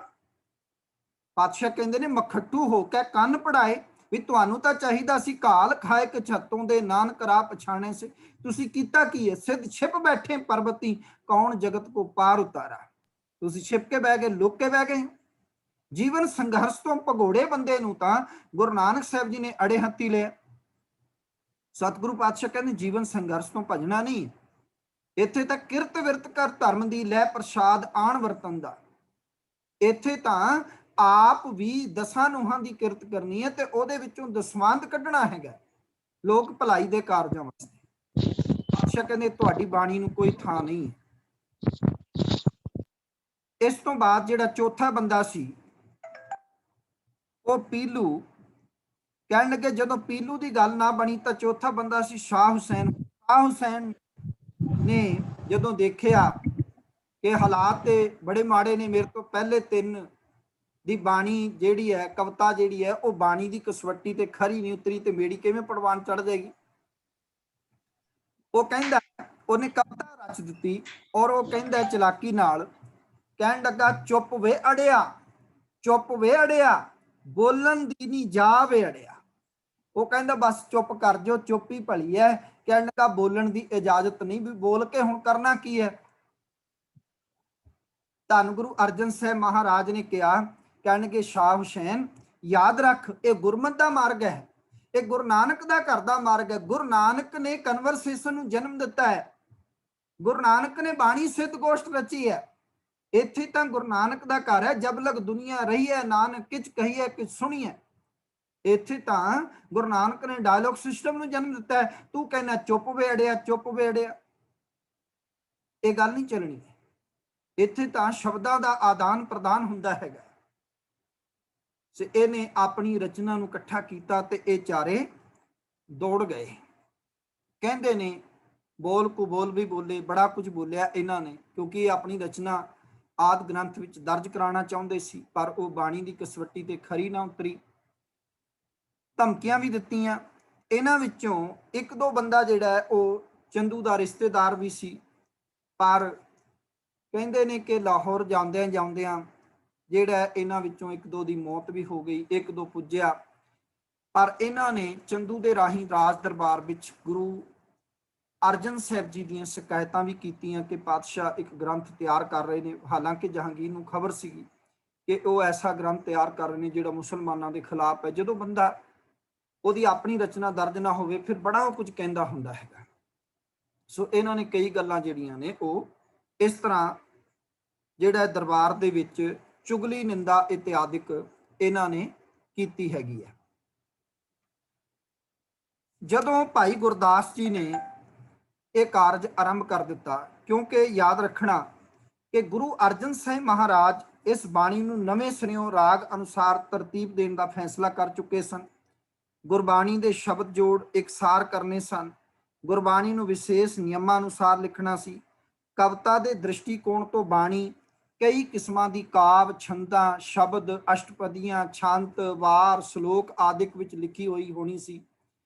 ਇਹਨਾਂ ਨੂੰ ਵੀ ਇੱਕ ਖਾਸ ਤਰਤੀਬ ਵਿੱਚ ਲਿਖਣਾ ਸੀ। ਇਹ ਕੰਮ ਬਹੁਤ ਮਿਹਨਤ ਮੰਗਦਾ ਸੀ ਤੇ ਭਾਸ਼ਾ ਤੇ ਕਵਿਤਾ ਨੂੰ ਸਮਝਣ ਵਾਲੇ ਵਿਦਵਾਨ ਦੀ ਜ਼ਰੂਰਤ ਸੀ। ਇਸ ਵਾਸਤੇ ਉੱਚ ਚੋਟੀ ਦੇ ਵਿਦਵਾਨ ਗੁਰਮਤਿ ਦੇ ਵਿਆਖਿਆਕਾਰ ਭਾਈ ਸਾਹਿਬ ਭਾਈ ਗੁਰਦਾਸ ਜੀ ਨੂੰ ਚੁਣਿਆ ਗਿਆ। ਭਾਈ ਗੁਰਦਾਸ ਜੀ ਦਾ ਪਿਛੋਕੜ ਅਸੀਂ ਜਾਣ ਚੁੱਕੇ ਹਾਂ, ਔਰ ਭਾਈ ਗੁਰਦਾਸ ਜੀ ਇਹੋ ਜਿਹੇ ਵਿਆਖਿਆਕਾਰ ਸਨ ਕਿ ਜਿਨ੍ਹਾਂ ਨੇ ਆਪਣੀਆਂ ਵਾਰਾਂ 40 ਰਚੀਆਂ, ਆਪਣੇ ਕਵਿਤ ਲਿਖੇ 500 ਤੋਂ ਤਕਰੀਬਨ ਉੱਤੇ 575 ਦੇ ਆਸ-ਪਾਸ, ਤੇ ਉਹ ਗੁਰਬਾਣੀ ਦੀ ਨਿਤਾ ਪ੍ਰਤੀ ਕਥਾ ਵਿਖਿਆਨ ਕਰਦੇ ਹੁੰਦੇ ਸੀਗੇ। ਸੋ ਐਸੇ ਲਿਖਾਰੀ ਨੂੰ ਲਾਇਆ ਗਿਆ। ਰਾਮਸਰ ਸਾਹਿਬ ਦੇ ਕੰਢੇ ਤੇ ਬਿਠਾ ਕੇ 30 ਰਾਗਾਂ ਦੇ ਵਿੱਚ ਭਾਈ ਸਾਹਿਬ ਜੀ ਨੇ ਬਾਣੀ ਨੂੰ ਦਰਜ ਕਰਨਾ ਸ਼ੁਰੂ ਕੀਤਾ। ਉਹਨਾਂ 30 ਰਾਗਾਂ ਦਾ ਨਾਮ ਮੈਨੂੰ ਲੈਣ ਦੀ ਲੋੜ ਨਹੀਂ ਹੈ, ਤੁਹਾਨੂੰ ਸਾਰਿਆਂ ਨੂੰ ਪਤਾ ਹੈਗਾ। ਜਿਨ੍ਹਾਂ ਨੂੰ ਨਹੀਂ ਪਤਾ ਉਹ ਸੈਂਚੀ ਸਾਹਿਬ ਦੇਖ ਕੇ ਖੋਲ ਕੇ ਜ਼ਰੂਰ 30 ਰਾਗਾਂ ਦੇ ਨਾਂ ਆਪਣੇ ਕੋਲ ਲਿਖ ਕੇ ਰੱਖਣ ਕਿ ਪਹਿਲਾਂ ਵੀ ਗੁਰੂ ਗ੍ਰੰਥ ਸਾਹਿਬ 'ਚ ਰਾਗ ਮੁਕਤ ਬਾਣੀ ਔਰ ਅਖੀਰ ਤੇ ਵੀ ਰਾਗ ਮੁਕਤ ਬਾਣੀ ਨੂੰ ਰੱਖਿਆ ਗਿਆ। ਜਿਵੇਂ ਜਪਜੀ ਸਾਹਿਬ ਦੇ ਉੱਤੇ ਕੋਈ ਰਾਗ ਦਾ ਹੈਡਿੰਗ ਨਹੀਂ ਮਿਲਦਾ, ਪਰ ਇਹਦਾ ਇਹ ਮਤਲਬ ਨਹੀਂ ਕਿ ਜਪਜੀ ਸਾਹਿਬ ਨੂੰ ਗਾਇਨ ਨਹੀਂ ਕੀਤਾ ਜਾ ਸਕਦਾ, ਗਾਇਨ ਕੀਤਾ ਜਾ ਸਕਦਾ। ਸੋ ਇਸ ਤਰ੍ਹਾਂ ਆਦਿ ਗ੍ਰੰਥ ਵਿੱਚ ਸ਼੍ਰੀ ਰਾਗ ਪਹਿਲਾ ਰਾਗ ਤੇ ਪ੍ਰਭਾਤੀ ਰਾਗ ਜਿਹੜਾ ਉਹ ਅਖੀਰਲਾ ਰਾਗ ਹੋਇਆ।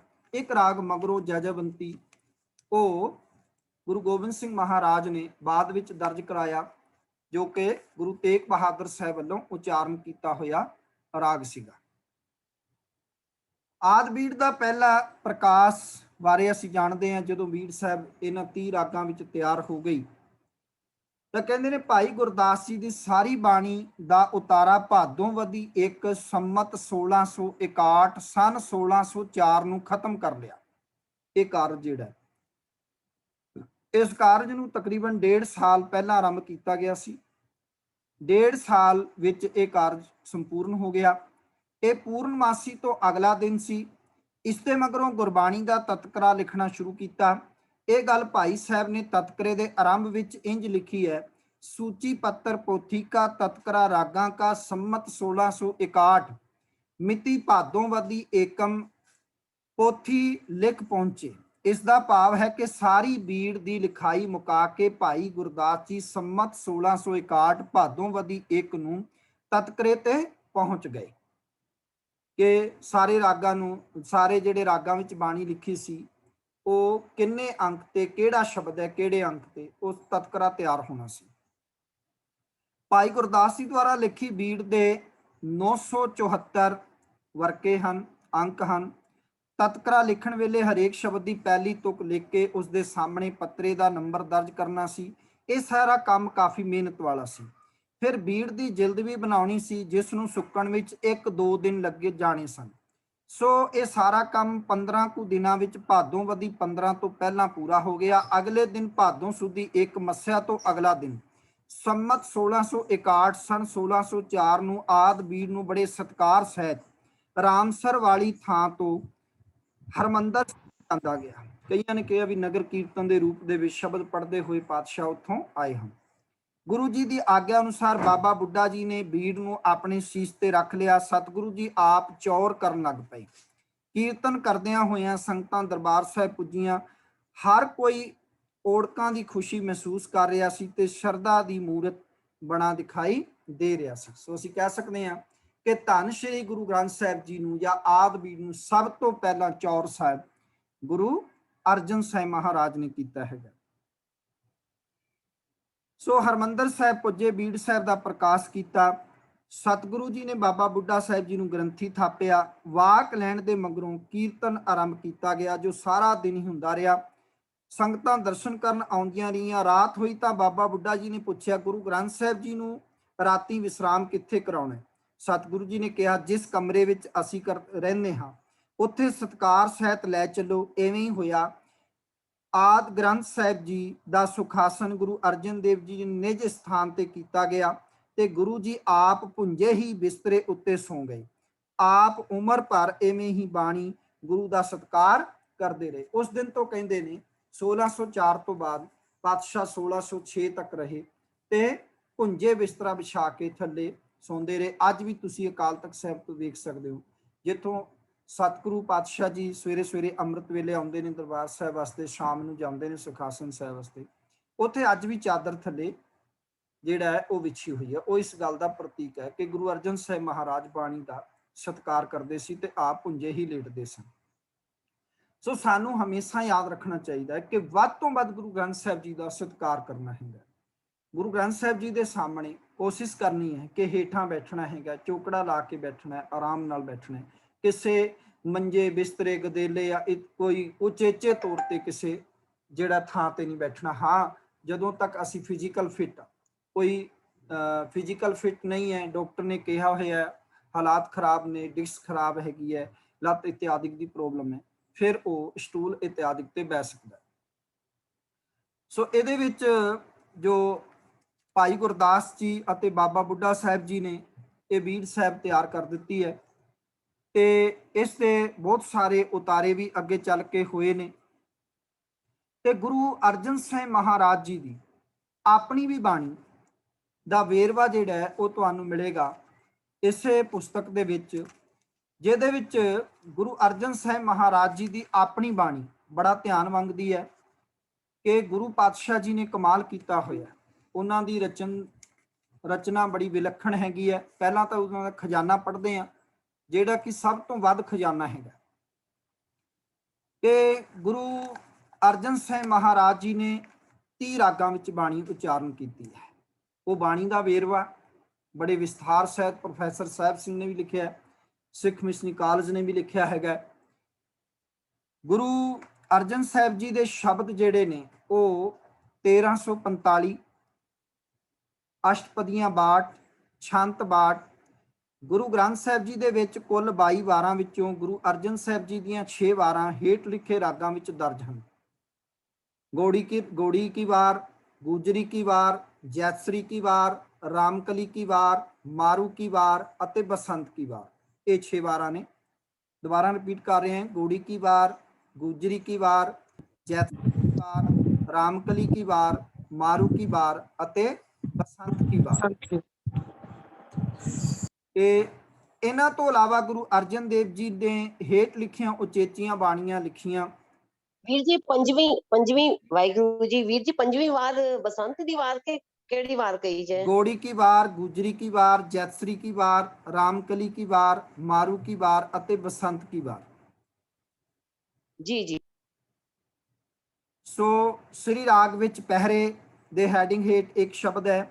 ਮਾਝ ਕੀ ਵਾਰ ਵਿੱਚ 14 ਪੌੜੀਆਂ ਤੇ ਦਿਨ ਰਹਿਣ ਨਾਂ ਦੀ ਬਾਣੀ ਉਚਾਰਨ ਕੀਤੀ ਹੈ। ਮਾਝ ਵਿੱਚ 14 ਪੌੜੀਆਂ 12 ਮਾਹਾਂ ਦੀਆਂ। ਗੌੜੀ ਕੀ ਵਾਰ, ਗੌੜੀ ਦੇ ਵਿੱਚ, ਗੌੜੀ ਰਾਗ ਵਿੱਚ 52 ਅੱਖਰੀ ਦੇ 57 ਸ਼ਲੋਕ ਅਤੇ 55 ਪੌੜੀਆਂ। ਸੁਖਮਨੀ ਸਾਹਿਬ ਜੀ ਦੇ 24 ਸ਼ਲੋਕ, 24 ਅਸ਼ਟਪਦੀਆਂ। ਇੱਥੇ ਥਿੱਥੀ ਵੀ ਉਚਾਰਨ ਕੀਤੀ ਹੈ ਸੁਖਮਨੀ ਸਾਹਿਬ ਤੋਂ ਬਾਅਦ। ਤੇ ਆਸਾ ਰਾਗ ਵਿੱਚ ਬਿਰਹੜੇ ਹੈਡਿੰਗ ਹੇਠ ਬਿਰਹੜੇ ਦੇ 3 ਸ਼ਬਦ, ਸੂਹੀ ਵਿੱਚ ਗੁਣਵੰਤੀ ਦਾ 1 ਸ਼ਬਦ, ਮਾਰੂ ਦੇ ਵਿੱਚ ਅੰਜੁਲੀਆਂ 14 ਸ਼ਬਦ। ਇੱਕ ਵਾਰੀ ਰਾਗ ਦੁਬਾਰਾ ਰਿਪੀਟ ਕਰਿਓ। ਰਾਗ ਤੁਸੀਂ ਇੱਕ ਦੁਬਾਰਾ ਰਿਕਾਰਡਿੰਗ ਹੋ ਰਹੀ ਹੈ, ਸੁਣ ਲੈਣਾ। ਮੈਂ ਇੱਕ ਵਾਰ ਪੜ੍ਹ ਦਿੰਨਾ ਤੇ ਸਮਾਪਤੀ ਤੋਂ ਬਾਅਦ ਫਿਰ ਮੇਰੇ ਨਾਲ ਗੱਲ ਕਰ ਲਓ। ਸੋ ਅਸੀਂ ਹੁਣ ਤੱਕ ਦੇਖਿਆ ਹੈ ਕਿ ਸ੍ਰੀ ਰਾਗ ਵਿੱਚ ਪਹਿਰੇ ਦੇ ਹੈਡਿੰਗ ਹੇਠ ਇੱਕ ਸ਼ਬਦ ਹੈ। ਮਾਝ ਵਿੱਚ 12 ਮਾਹਾਂ ਦੀਆਂ 14 ਪੌੜੀਆਂ। ਦਿਨ ਰਹਿਣ ਬਾਣੀ ਵੀ ਇਸ ਰਾਗ ਵਿੱਚ ਹੈਗੀ ਹੈ। ਗੌੜੀ ਦੇ ਵਿੱਚ 52 ਅੱਖਰੀ 57 ਸ਼ਲੋਕ 55 ਪੌੜੀਆਂ। ਸੁਖਮਨੀ ਸਾਹਿਬ 'ਚ ਅਸੀਂ ਜਾਣਦੇ ਹੀ ਹਾਂ 24 ਸ਼ਲੋਕ 24 ਅਸ਼ਟਪਦੀਆਂ। ਥਿੱਥੀ ਵਾਰੀ ਬਾਣੀ ਵੀ ਹੈ। ਬਿਰਹੜ ਦੇ 3 ਸ਼ਬਦ ਨੇ। ਗੁਣਵੰਤੀ ਦਾ 1 ਸ਼ਬਦ ਹੈ ਸੂਹੀ ਰਾਗ ਵਿੱਚ। ਮਾਰੂ ਵਿੱਚ ਅੰਜਲੀਆਂ ਸੋਹਲੇ 14 ਸ਼ਬਦ ਨੇ। ਰਾਗਾਂ ਦੇ ਮੁੱਕਣ ਦੇ ਹੇਠ ਲਿਖੀਆਂ ਬਾਣੀਆਂ ਵੀ ਗੁਰੂ ਸਾਹਿਬ ਨੇ ਉਚਾਰਨ ਕੀਤੀਆਂ, ਜਿਵੇਂ ਸ਼ਲੋਕ ਸਹਿਸਕ੍ਰਿਤੀ ਦੇ 67 ਸ਼ਲੋਕ, ਗਾਥਾ ਦੇ 24, ਫੁਨਹੇ ਦੇ 23, ਚੋਬੋਲੇ ਦੇ 11, ਸਵਈਏ 9, ਸਵਈਏ 11। ਠੀਕ ਹੈ, ਇਹ ਟੋਟਲ ਕਰੋਗੇ ਤਾਂ 20 ਬਣਦੇ ਨੇ। ਇਹਨਾਂ ਤੋਂ ਇਲਾਵਾ ਸ਼ਲੋਕ ਵੀ ਹਨ ਜੋ ਵਾਰਾਂ ਦੀਆਂ ਪੌੜੀਆਂ ਨਾਲ ਦਰਜ ਹਨ। ਉਹਨਾਂ ਸਾਰੇ ਸ਼ਲੋਕਾਂ ਦੀ ਗਿਣਤੀ 255 ਹੈ। ਇਹਨਾਂ ਵਾਰਾਂ ਤੋਂ ਵਧੇ ਹੋਏ ਸ਼ਲੋਕਾਂ ਦਾ ਸੰਗ੍ਰਹਿ ਸ਼੍ਰੀ ਗੁਰੂ ਗ੍ਰੰਥ ਸਾਹਿਬ ਜੀ ਦੇ ਅਖੀਰ ਤੇ ਦਰਜ ਹੈ। ਉਹਨਾਂ ਦੀ ਗਿਣਤੀ 22 ਹੈ ਜੋ ਵਾਰਾਂ ਤੋਂ ਵਧੇਕ ਵਿੱਚ ਨੇ ਗੁਰੂ ਸਾਹਿਬ ਜੀ ਦੇ। ਇਹ ਸਾਰੇ ਸ਼ਲੋਕ ਰਲਾ ਕੇ ਗੁਰੂ ਅਰਜਨ ਸਾਹਿਬ ਦੇ 277 ਨੇ। ਇਹਨਾਂ ਦੀਆਂ 6 ਵਾਰਾਂ ਦੀਆਂ ਕੁੱਲ 110 ਪੌੜੀਆਂ ਹਨ। ਗੁਰੂ ਅਰਜਨ ਸਾਹਿਬ ਜੀ ਦੀਆਂ 6 ਵਾਰਾਂ ਵਿੱਚ 110 ਪੌੜੀਆਂ ਹਨ। ਗੌੜੀ ਕੀ ਵਾਰ ਮਹਿਲਾ ਚੌਥਾ ਵਿੱਚ 5 ਗੁਰੂ ਅਰਜਨ ਸਾਹਿਬ ਜੀ ਦੀਆਂ ਪੌੜੀਆਂ ਹਨ। ਸਾਰੰਗ ਕੀ ਵਾਰ ਮਹਿਲਾ ਚੌਥਾ ਵਿੱਚ 1 ਪੌੜੀ ਗੁਰੂ ਅਰਜਨ ਸਾਹਿਬ ਦੀ ਹੈ। ਮਲਾਹਾਰ ਕੀ ਵਾਰ ਮਹਿਲਾ ਪਹਿਲੇ ਵਿੱਚ 1 ਪੌੜੀ ਗੁਰੂ ਅਰਜਨ ਸਾਹਿਬ ਜੀ ਦੀ ਹੈ। ਕੁੱਲ ਜੋੜ ਪੌੜੀਆਂ ਦਾ 117 ਹੈ। ਸ਼ਲੋਕ ਕਬੀਰ ਜੀ ਦੇ ਵਿੱਚ 5 ਸ਼ਲੋਕ ਗੁਰੂ ਅਰਜਨ ਸਾਹਿਬ ਜੀ ਦੇ ਨੇ। ਸ਼ਲੋਕ ਫਰੀਦ ਸਾਹਿਬ ਵਿੱਚ 8 ਸ਼ਲੋਕ ਗੁਰੂ ਅਰਜਨ ਸਾਹਿਬ ਜੀ ਦੇ ਨੇ। ਸੋ ਕੁੱਲ ਜੋੜ ਸ਼ਲੋਕਾਂ ਦਾ 277 + 5 + 8 290 ਹੈ। ਸੋ ਅਸੀਂ ਯਾਦ ਰੱਖਣੇ ਕਿ ਗੁਰੂ ਅਰਜਨ ਸਾਹਿਬ ਜੀ ਵੱਲੋਂ ਉਚਾਰਨ ਕੀਤੇ ਹੋਏ 290 ਸ਼ਲੋਕ ਨੇ। ਇਹ ਸ਼ਲੋਕ ਕਿਉਂ ਦਰਜ ਹੋਏ ਵਿੱਚ ਕਬੀਰ ਸਾਹਿਬ, ਫਰੀਦ ਸਾਹਿਬ ਜਾਂ ਪੌੜੀਆਂ ਵਾਰਾਂ ਦੇ ਵਿੱਚ 1-2 ਕਿਉਂ ਦਰਜ ਹੋਈਆਂ, ਇਹਦੇ ਬਾਰੇ ਮੈਂ ਕੱਲ ਤੁਹਾਨੂੰ ਦੱਸ ਦਿੱਤਾ ਸੀ ਕਿ ਗੁਰੂ ਸਾਹਿਬ ਜੀ ਨੇ ਸਾਰੀ ਬਾਣੀ ਨੂੰ ਪੜ੍ਹਿਆ, ਵਿਚਾਰਿਆ ਹੈ। ਜਿੱਥੇ ਜਿੱਥੇ ਬਾਣੀ ਦੇ ਸਬਜੈਕਟ ਨੂੰ ਹੋਰ ਖੋਲਣ ਦੀ ਲੋੜ ਸੀ, ਹੋਰ ਵਿਸਥਾਰ ਮੰਗਦੇ ਸੀ, ਉੱਥੇ ਉੱਥੇ ਸਤਿਗੁਰੂ ਜੀ ਨੇ ਸ਼ਲੋਕ ਉਚਾਰਨ ਕੀਤੇ। ਜਿਵੇਂ ਮੈਂ ਕਿਹਾ ਸੀ, ਨਾਲ ਰਲਾਏ ਲਿਖਿਆ ਮਹਿਲਾ ਪੰਜਵਾਂ। ਬਾਣੀ ਦਾ ਸ਼ਬਦ ਭਾਵੇਂ ਕਬੀਰ ਸਾਹਿਬ ਜੀ ਦਾ, ਲੇਲੇ ਕੋ ਚੁੰਗਿਆ ਨਿਤ ਭੇਟ, ਪਰ ਇਹਦੇ ਵਿੱਚ ਗੁਰੂ ਅਰਜਨ ਸਾਹਿਬ ਜੀ ਨੇ ਐਡੀਸ਼ਨ ਕੀਤੀ ਔਰ ਲੁਕਾ ਨਹੀਂ ਰੱਖਿਆ। ਸਾਹਿਤਕ ਪੱਖੋਂ ਸਤਿਗੁਰੂ ਜੀ ਨੇ ਸਾਹਮਣੇ ਸਾਫ਼ ਲਿਖ ਦਿੱਤਾ ਕਿ ਨਾਲ ਰਲਾਏ ਲਿਖਿਆ ਮਹਿਲਾ ਪੰਜਵਾਂ। ਜਿਵੇਂ ਕਿ ਕਿੰਨੇ ਧਿਆਨ ਨਾਲ ਪੜਿਆ ਹੋਏਗਾ। ਜਿਵੇਂ ਮੈਂ ਕੱਲ ਕਿਹਾ ਸੀ ਕਿ ਜਿਹੜਾ ਸ਼ਬਦ ਹੈਗਾ ਜਨਨੀ ਜਾਨਤ ਸੁਤ ਵੱਡਾ ਹੋਤਾ ਹੈ, ਇਤਨਾ ਕੁ ਨਾ ਜਾਣੈ ਕਿ ਦਿਨ ਦਿਨ ਔਧ ਘਟਤ ਹੈ, ਉਹਦੇ ਹੈਡਿੰਗ ਲਿਖ ਦਿੱਤਾ ਗਿਆ ਕਿ ਪਹਿਰਿਆਂ, ਇਹ ਜਿਹੜਾ ਸ਼ਬਦ ਹੈਗਾ ਪਹਿਰਿਆਂ ਕਹਿ ਘਰ ਗਾਵਣਾ, ਇਸ ਤਰ੍ਹਾਂ ਕਰਕੇ ਲਿਖਿਆ ਹੋਇਆ। ਤੇ ਇਸ ਤਰ੍ਹਾਂ ਮੈਂ ਤੁਹਾਨੂੰ ਕੱਲ 2-3 ਹਵਾਲੇ ਦਿੱਤੇ ਸੀ। ਇਸ ਤੋਂ ਪਤਾ ਲੱਗਦਾ ਹੈ ਕਿ ਗੁਰੂ ਸਾਹਿਬ ਜੀ ਨੇ, ਇਹ ਆਨੜੀ ਹੈ ਕਹਿ ਘਰ ਗਾਵਣਾ। ਸੋ ਗੁਰੂ ਸਾਹਿਬ ਜੀ ਨੇ ਬੜੇ ਧਿਆਨ ਨਾਲ ਸਾਰੀ ਬਾਣੀ ਨੂੰ, ਮਹਾਂਪੁਰਸ਼ਾਂ ਦੀ ਬਾਣੀ ਨੂੰ ਪੜ੍ਹਿਆ, ਜਿੱਥੇ ਜਿੱਥੇ ਲੋੜ ਸੀ ਉਹਨੂੰ ਵਿਸਥਾਰ ਦਿੱਤਾ ਹੈਗਾ ਫਰੀਦ ਸਾਹਿਬ ਦੇ ਸ਼ਲੋਕਾਂ ਵਿੱਚ। ਅੱਗੇ ਅਸੀਂ ਦੇਖਦੇ ਹਾਂ ਕਿ ਰਾਗਾਂ ਅਨੁਸਾਰ ਸ਼ਬਦਾਂ, ਅਸ਼ਟਪਦੀਆਂ ਤੇ ਛੰਤਾਂ ਦਾ ਵੇਰਵਾ ਹੈ। ਸ਼੍ਰੀ ਰਾਗ ਵਿੱਚ 30 ਸ਼ਬਦ ਨੇ, ਅਸ਼ਟਪਦੀਆਂ 2 ਨੇ, ਛੰਤ 2 ਨੇ। ਮਾਝ ਵਿੱਚ 43 ਸ਼ਬਦ ਨੇ, 5 ਅਸ਼ਟਪਦੀਆਂ ਨੇ। ਗੌੜੀ ਵਿੱਚ 172 ਸ਼ਬਦ ਨੇ, ਅਸ਼ਟਪਦੀਆਂ 15 ਨੇ, ਛੰਤ 4 ਨੇ। ਆਸਾ ਵਿੱਚ 163 ਸ਼ਬਦ ਨੇ, 2 ਅਸ਼ਟਪਦੀਆਂ ਹਨ, ਛੰਤ 14 ਨੇ। ਗੁਜਰੀ ਵਿੱਚ 32 ਸ਼ਬਦ ਨੇ, ਅਸ਼ਟਪਦੀਆਂ 2 ਨੇ। ਛੰਤ ਕੋਈ ਨਹੀਂ ਹੈ। ਦੇਵਗੰਧਾਰੀ ਵਿੱਚ ਕੇਵਲ 38 ਸ਼ਬਦ ਨੇ। ਬਿਹਾਗੜੇ ਵਿੱਚ 1 ਸ਼ਬਦ ਹੈਗਾ। ਛੰਤ 9 ਨੇ। ਵਡਹੰਸ ਵਿੱਚ ਗੁਰੂ ਅਰਜਨ ਸਾਹਿਬ ਜੀ ਦੇ 9 ਸ਼ਬਦ ਨੇ। ਛੰਤ 3 ਨੇ। ਸੋਰਠ ਵਿੱਚ 54 ਸ਼ਬਦ ਨੇ। ਅਸ਼ਟਪਦੀਆਂ 3 ਨੇ। ਧਨਾਸਰੀ ਵਿੱਚ 58 ਸ਼ਬਦ ਨੇ। ਅਸ਼ਟਪਦੀ 1 ਹੈ। ਛੰਤ 1 ਹੈ। ਜੈਤਸਰੀ ਵਿੱਚ 13 ਸ਼ਬਦ ਨੇ। ਅਸ਼ਟਪਦੀ ਕੋਈ ਨਹੀਂ, ਕੇਵਲ 3 ਛੰਤ ਨੇ। ਟੋਡੀ ਵਿੱਚ 30 ਸ਼ਬਦ ਨੇ। ਬੈਰਾੜੀ ਵਿੱਚ 1 ਸ਼ਬਦ ਹੈ। ਤਿਲੰਗ ਵਿੱਚ 5 ਸ਼ਬਦ ਨੇ। ਸੂਹੀ ਵਿੱਚ 58 ਸ਼ਬਦ ਨੇ। ਅਸ਼ਟਪਦੀਆਂ 5 ਨੇ। ਛੰਤ 11 ਨੇ। ਬਿਲਾਵਲ ਵਿੱਚ 129 ਸ਼ਬਦ ਨੇ। ਅਸ਼ਟਪਦੀਆਂ 2 ਨੇ। ਛੰਤ 5 ਨੇ। ਗੋਂਡ ਵਿੱਚ 22 ਸ਼ਬਦ ਨੇ। ਅਸ਼ਟਪਦੀਆਂ 1 ਨੇ। ਰਾਮਕਲੀ ਦੇ ਵਿੱਚ 60 ਨੇ। ਅਸ਼ਟਪਦੀਆਂ 8 ਨੇ। ਛੰਤ 6 ਨੇ। ਨਟ ਨਾਰਾਇਣ ਵਿੱਚ ਪਾਤਸ਼ਾਹ ਨੇ 10 ਸ਼ਬਦ ਉਚਾਰਨ ਕੀਤੇ ਨੇ। ਮਾਲੀਗੋੜਾ ਵਿੱਚ 8 ਸ਼ਬਦ ਨੇ। ਮਾਰੂ ਵਿੱਚ 32 ਸ਼ਬਦ ਨੇ। 6 ਅਸ਼ਟਪਦੀਆਂ ਨੇ। ਤੁਖਾਰੀ ਵਿੱਚ 1 ਛੰਤ ਹੈ। ਕੇਦਾਰੇ ਵਿੱਚ 15 ਸ਼ਬਦ ਨੇ। 1 ਛੰਤ ਹੈ। ਭੈਰੋ ਵਿੱਚ 57 ਸ਼ਬਦ ਨੇ। 3 ਅਸ਼ਟਪਦੀਆਂ ਨੇ। ਬਸੰਤ ਵਿੱਚ 21 ਸ਼ਬਦ ਨੇ। 2 ਅਸ਼ਟਪਦੀਆਂ ਨੇ। ਸਾਰੰਗ ਵਿੱਚ 139 ਸ਼ਬਦ ਨੇ। 2 ਅਸ਼ਟਪਦੀਆਂ ਹਨ। ਮਲਹਾਰ ਵਿੱਚ 30 ਸ਼ਬਦ ਨੇ। 1 ਛੰਤ ਹੈ, ਕੋਈ ਅਸ਼ਟਪਦੀ ਨਹੀਂ। ਕਾਨੜੇ ਵਿੱਚ 50 ਸ਼ਬਦ ਨੇ। 1 ਛੰਤ ਹੈਗਾ। ਕਲਿਆਣ ਵਿੱਚ 10 ਸ਼ਬਦ ਨੇ। ਕੋਈ ਛੰਦ ਅਸ਼ਟਪਦੀ ਨਹੀਂ ਹੈ। ਪ੍ਰਭਾਤੀ ਵਿੱਚ 15 ਸ਼ਬਦ ਨੇ। 3 ਅਸ਼ਟਪਦੀਆਂ ਨੇ। ਕੋਈ ਛੰਤ ਨਹੀਂ। ਇਸ ਤਰ੍ਹਾਂ ਸ਼ਬਦ 1345, ਅਸ਼ਟਪਦੀਆਂ 62, ਛੰਤ 62 ਤੇ ਵਾਰਾਂ ਦੀਆਂ ਪੌੜੀਆਂ ਜਿਹੜੀਆਂ ਨੇ, ਗੋੜੀ ਕੀ ਵਾਰ ਜਿਹੜੀ ਪਾਤਸ਼ਾਹ ਦੀ ਹੈ 21 ਪੌੜੀਆਂ ਨੇ। ਗੁਜਰੀ ਕੀ ਵਾਰ ਵਿੱਚ 21 ਪੌੜੀਆਂ ਨੇ। ਜੈਸਰੀ ਦੀ ਵਾਰ ਵਿੱਚ 20 ਨੇ। ਰਾਮਕਲੀ ਦੇ ਵਿੱਚ 22 ਨੇ। ਮਾਰੂ ਕੀ ਜਿਹੜੀ ਵਾਰ ਹੈ ਉਹਦੇ ਵਿੱਚ 23 ਨੇ।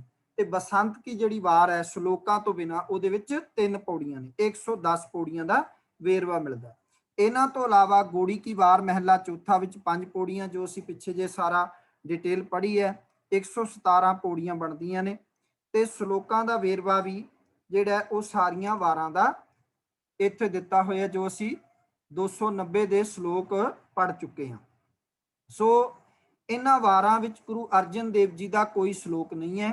ਮਾਝ ਕੀ ਵਾਰ, ਆਸਾ ਕੀ ਵਾਰ, ਗੁਜਰੀ ਕੀ ਵਾਰ, ਮਹਿਲਾ ਤੀਜਾ, ਵਡਹੰਸ ਕੀ ਵਾਰ, ਸੁਰਠ ਕੀ ਵਾਰ, ਸੂਹੀ ਕੀ ਵਾਰ, ਬਲਾਵਲ ਕੀ ਵਾਰ, ਰਾਮਕਲੀ ਕੀ ਵਾਰ, ਮਹਿਲਾ ਤੀਜਾ, ਕਾਨੜੇ ਕੀ ਵਾਰ, ਇਹ 9 ਵਾਰਾਂ। ਇਹਨਾਂ ਵਿੱਚ ਕੋਈ ਸ਼ਲੋਕ ਦਰਜ ਨਹੀਂ। ਕੇਵਲ 11 ਵਾਰਾਂ ਵਿੱਚ ਗੁਰੂ ਸਾਹਿਬ ਜੀ ਦੇ ਸ਼ਲੋਕ ਦਰਜ ਨੇ, ਕਿਉਂਕਿ 22 ਵਾਰਾਂ ਨੇ। ਤੇ ਇਹਨਾਂ ਵਾਰਾਂ ਦੀਆਂ ਨਿਰੀਆਂ ਪੌੜੀਆਂ ਹੀ, ਸ਼ਲੋਕ ਕੋਈ ਨਹੀਂ। ਬਸੰਤ ਕੀ ਵਾਰ ਤੇ ਸੱਤੇ ਬਲਵੰਡ ਕੀ ਵਾਰ, 2 ਵਾਰਾਂ ਇਹੋ ਜਿਹੀਆਂ ਨੇ ਗੁਰੂ ਗ੍ਰੰਥ ਸਾਹਿਬ ਜਿਨ੍ਹਾਂ 'ਚ ਕੋਈ ਵੀ ਜਿਹੜਾ ਸ਼ਲੋਕ ਦਰਜ ਨਹੀਂ ਹੈ। ਸੋ ਗੁਰੂ ਅਰਜਨ ਸਾਹਿਬ ਮਹਾਰਾਜ ਜੀ ਦੀ ਬਾਣੀ ਦੇ ਵਿੱਚੋਂ ਸੰਦੇਸ਼ ਵੀ ਬੜੇ ਪਿਆਰੇ ਨੇ। ਜਿਵੇਂ ਉਹਨਾਂ ਦੀ ਬਾਣੀ ਵਿੱਚ ਜੀਵਨ ਮਨੋਰਥ ਦੀ ਗੱਲ ਬੜੀ ਉੱਭਰ ਕੇ ਸਾਹਮਣੇ ਆਉਂਦੀ ਹੈ ਕਿ ਭਾਈ ਪ੍ਰਾਪਤ ਮਾਨੁਖ ਦੇ ਵਰੀਆ ਗੋਬਿੰਦ ਮਿਲਣ ਕੀ, ਇਹ ਤੇਰੀ ਵਰੀਆ ਅਵਰ ਕਾਜ ਤੇਰੇ ਕਿਤੇ ਨਾ ਕਾਮ ਮਿਲ, ਸਾਧ ਸੰਗਤ ਭਜ ਕੇਵਲ ਨਾਮ। ਗੁਰੂ ਸਾਹਿਬ ਜੀ ਦੀ ਬਾਣੀ ਦੇ ਵਿੱਚ ਦੁੱਖ ਤਦੇ ਜਾਂ ਵਿਸਰ ਜਾਵੇ, ਭੂਖ ਵਿਆਪੈ ਬੋ ਬਿਤਾਵੇ। ਤੇ ਨਾਲ ਦੀ ਨਾਲ ਧਰਮ ਕੀ ਹੈ ਇਹਦੇ ਬਾਰੇ ਵੀ ਚਾਨਣਾ ਪਾਇਆ ਗਿਆ। ਸਰਬ ਧਰਮ ਹੈ ਸ੍ਰੇਸ਼ਟ ਧਰਮ, ਹਰ ਕੋ ਨਾਮ ਜਪ ਨਿਰਮਲ ਕਰ। ਪ੍ਰਭੂ ਅਤੇ ਪ੍ਰਭੂ ਪ੍ਰਾਪਤੀ ਦੀ ਗੱਲ ਕੀਤੀ ਗਈ ਹੈ। ਪ੍ਰਭੂ ਕਿੱਥੇ ਰਹਿੰਦਾ ਹੈ? ਪੂਰ ਰਿਹਾ ਸਰਬ ਠਾਏ, ਜਾਂ ਜਹਾਂ ਜਹਾਂ ਪੇਖੋਂ ਤਾਂ ਹਜੂਰ ਦੀ ਗੱਲ ਹੈਗੀ ਹੈ। ਗੁਰੂ ਅਥਵਾ ਸਤਿਗੁਰੂ ਦੀ ਗੱਲ, ਸਤਪੁਰਖ ਜਿਨੀ ਜਾਣਿਆ, ਸਤਿਗੁਰ ਤਿਸ ਕਾ ਨਾਉ, ਤਿਸ ਕੈ ਸੰਗ ਸਿੱਖ ਉਧਰੈ, ਨਾਨਕ ਹਰ ਗੁਣ ਗਾਉ। ਇਹਨਾਂ ਵਿਸ਼ਿਆਂ ਨੂੰ ਖੋਲਿਆ ਗਿਆ। ਗੁਰੂ ਦੀ ਸਿੱਖਿਆ, ਗੁਰੂ ਸ਼ਬਦ ਦੀ ਗੱਲ ਜਿਹੜਾ ਹੈ ਗੁਰੂ ਪਾਤਸ਼ਾਹ ਜੀ ਨੇ ਕੀਤੀ ਹੈ। ਗੁਰ ਕਾ ਸ਼ਬਦ ਰਖਵਾਰੇ, ਚੌਂਕੀ ਚੋ ਗਿਰਦ ਹਮਾਰੇ, ਰਾਮ ਨਾਮ ਮਨ ਲਾਗਾ, ਜਮ ਲਜਾਏ ਕਰ ਭਾਗਾ। ਪ੍ਰਭੂ ਦਾ ਸਿਮਰਨ ਤੇ ਨਾਮ ਜਪਣ ਦੀ ਗੱਲ ਵੀ ਗੁਰੂ ਪਾਤਸ਼ਾਹ ਨੇ ਕੀਤੀ ਹੈ। ਜਿਨ੍ਹਾਂ ਨਾ ਵਿਸਰੈ ਨਾਮ ਸਿਕ ਨੇਹਿਆ, ਭੇਦ ਨਾ ਜਾਣੋ ਮੂਲ ਸਾਹੀ ਜਿਆ। ਇਹ ਬੜੇ ਕਮਾਲ ਦੇ ਵਿਸ਼ੇ ਨੇ ਗੁਰੂ ਅਰਜਨ ਸਾਹਿਬ ਜੀ ਦੀ ਬਾਣੀ ਦੇ ਵਿੱਚ। ਕਰਮ ਕਾਂਡਾਂ ਨੂੰ ਵੀ ਗੁਰੂ ਪਾਤਸ਼ਾਹ ਜੀ ਨੇ ਜਿਹੜਾ ਹੈ ਉਹ ਨਿਖੇਧ ਕੀਤਾ ਹੈਗਾ, ਔਰ ਬੜੀ ਵੱਡੀ ਲਿਸਟ ਬਿਆਨ ਕੀਤੀ। ਪਾਠ ਪੜਿਓ ਅਰ ਵੇਦ ਵਿਚਾਰਿਓ, ਨੇਵਲ ਭੁਜੰਗਮ ਸਾਧੇ, ਪੰਜ ਜਨਾ ਸੁ ਸੰਗ ਨਾ ਛੁਟਕਿਓ, ਆਦਿਕ ਅਹੰਗ ਬੁੱਧ ਬਾਦੇ ਪਿਆਰੇ, ਇਨ ਬਿਦ ਮਿਲਣ ਨਾ ਜਾਈ, ਮੈਂ ਕੀਏ ਕਰਮ ਅਨੇਕਾ, ਹਾਰ ਪਰਿਓ ਸੁਆਮੀ ਕੈ ਦੁਆਰੇ, ਦੀਜੈ ਬੁੱਧ ਵਿਵੇਕਾ। ਭੇਖ ਅਤੇ ਭੇਖੀ ਮਨੁੱਖ ਤੋਂ ਵੀ ਗੁਰੂ ਸਾਹਿਬ ਜੀ ਨੇ ਚੇਤਨ ਕੀਤਾ ਕਿ ਭੇਖ ਦਿਖਾਵੇ ਸੱਚ ਨਾ ਕਮਾਵੇ, ਕਹਿ ਤੋ ਮਹਿਲੀ ਨਿਕਟ ਨਾ ਆਵੇ। ਸੋ ਗੁਰੂ ਸਾਹਿਬ ਜੀ ਨੇ ਮਾਇਆ ਅਤੇ ਵਿਕਾਰਾਂ ਤੋਂ ਵੀ ਸਾਨੂੰ ਸੁਚੇਤ ਕੀਤਾ ਹੈਗਾ, ਤੇ ਇਸ ਪੱਖ ਨੂੰ ਵੀ ਜਿਹੜਾ ਬਿਆਨ ਕੀਤਾ। ਔਰ ਮਾਇਆਧਾਰੀ ਦੀ ਤਾਂ ਗੁਰੂ ਸਾਹਿਬ ਜੀ ਨੇ ਨਕਸ਼ਾ ਖਿੱਚ ਕੇ ਰੱਖ ਦਿੱਤਾ। ਗੁਰੂ ਅਰਜਨ ਸਾਹਿਬ ਜੀ ਬਾਣੀ ਵਿੱਚ ਕਮਾਲ ਹੈ ਵੀ ਚਿੱਤਰ ਖਿੱਚ ਦਿੰਦੇ। ਮਾਥੈ ਤ੍ਰਿਕੁਟੀ, ਦ੍ਰਿਸ਼ਟ ਕਰੂਰ, ਬੋਲੇ ਕੋੜਾ, जेवा की फूट, मतलब एक खिच दिता भी मायाधारी जिहड़ा होएगा ना, जिन्होंने माया का हंकार है, ਉਹਦੇ ਮੱਥੇ ਤੇ त्रिकुटियां ਬਣੀਆਂ ਰਹਿੰਦੀਆਂ ਨੇ, ਉਹ ਹਮੇਸ਼ਾ ਕੋੜਾ ਬੋਲਦਾ, ਜੇਵਾ ਤੋਂ ਫੂਡ ਬੋਲਦਾ ਹੈਗਾ, ਸਦਾ ਭੁੱਖੀ ਪਰ ਜਾਣੈ ਦੂਰ। कहने के इस तरह की गल गुरु साहब जी ने की है, जीवन मुक्ति की गल की है, और साध संगत की गल गुरु अर्जन साहब महाराज जी दे जिहड़ा है वो बाणी दे विच बार बार जिक्र आउंदा है। बिसर गई सब तात पराई, जब ते साध संगत मोह पाई, ना को बैरी नहीं बिगाना, सगल संग हमको बनाई। और गुरु पातशाह जी ने कमाल की गल है, प्रचारक दे गुण, ये भी उन्होंने बाणी दे विच सिद्धांत है। पातशाह कहते भी प्रचारक विच भी गुण होने चाहिए। सब तो पहला गुरु अर्जन साहब जी कहते हैं, प्रथमे मन प्रबुद्ध है, अपना पाछ अवर रिझावै, राम नाम जप हृदय जापै, मुक्ते सगल सुनावै, सो रहत अवर किछ अवर कमावत, मन नहीं प्रीत मुखों गंढ लावत। गुरु साहब जी ने कहा भी रहत कुछ होर है, करदा कुछ होर पे, अड़े हत्थी प्रचारकां नूं भी लिया, किसी नूं नहीं बख्शिया मेरे वर्गिਆਂ। पातशाह कहते ने ये नहीं कि जिन मन होर मुख होर से कांडे कच्चे, भी सीधी जी गल, रहत रखनी बहुत जरूरी है। कर्म धर्म जुगत बहु करता, करना हार न जाने, उपदेश करे आप न कमावे, तत् शब्द ना पछाने, नांगा आया नांगो जासी, जो हस्ती खाक छाने।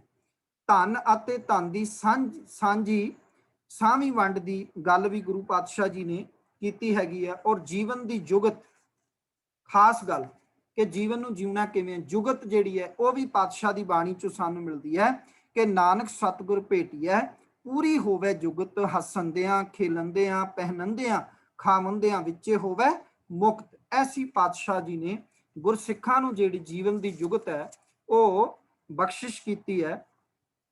धन गुरु अर्जन साहब जी दे जिहड़ा है बाणी दे विचों भगत जनां दी रहत भी दसी है। भगत जनां दी रहत किस तरह की होनी चाहिए?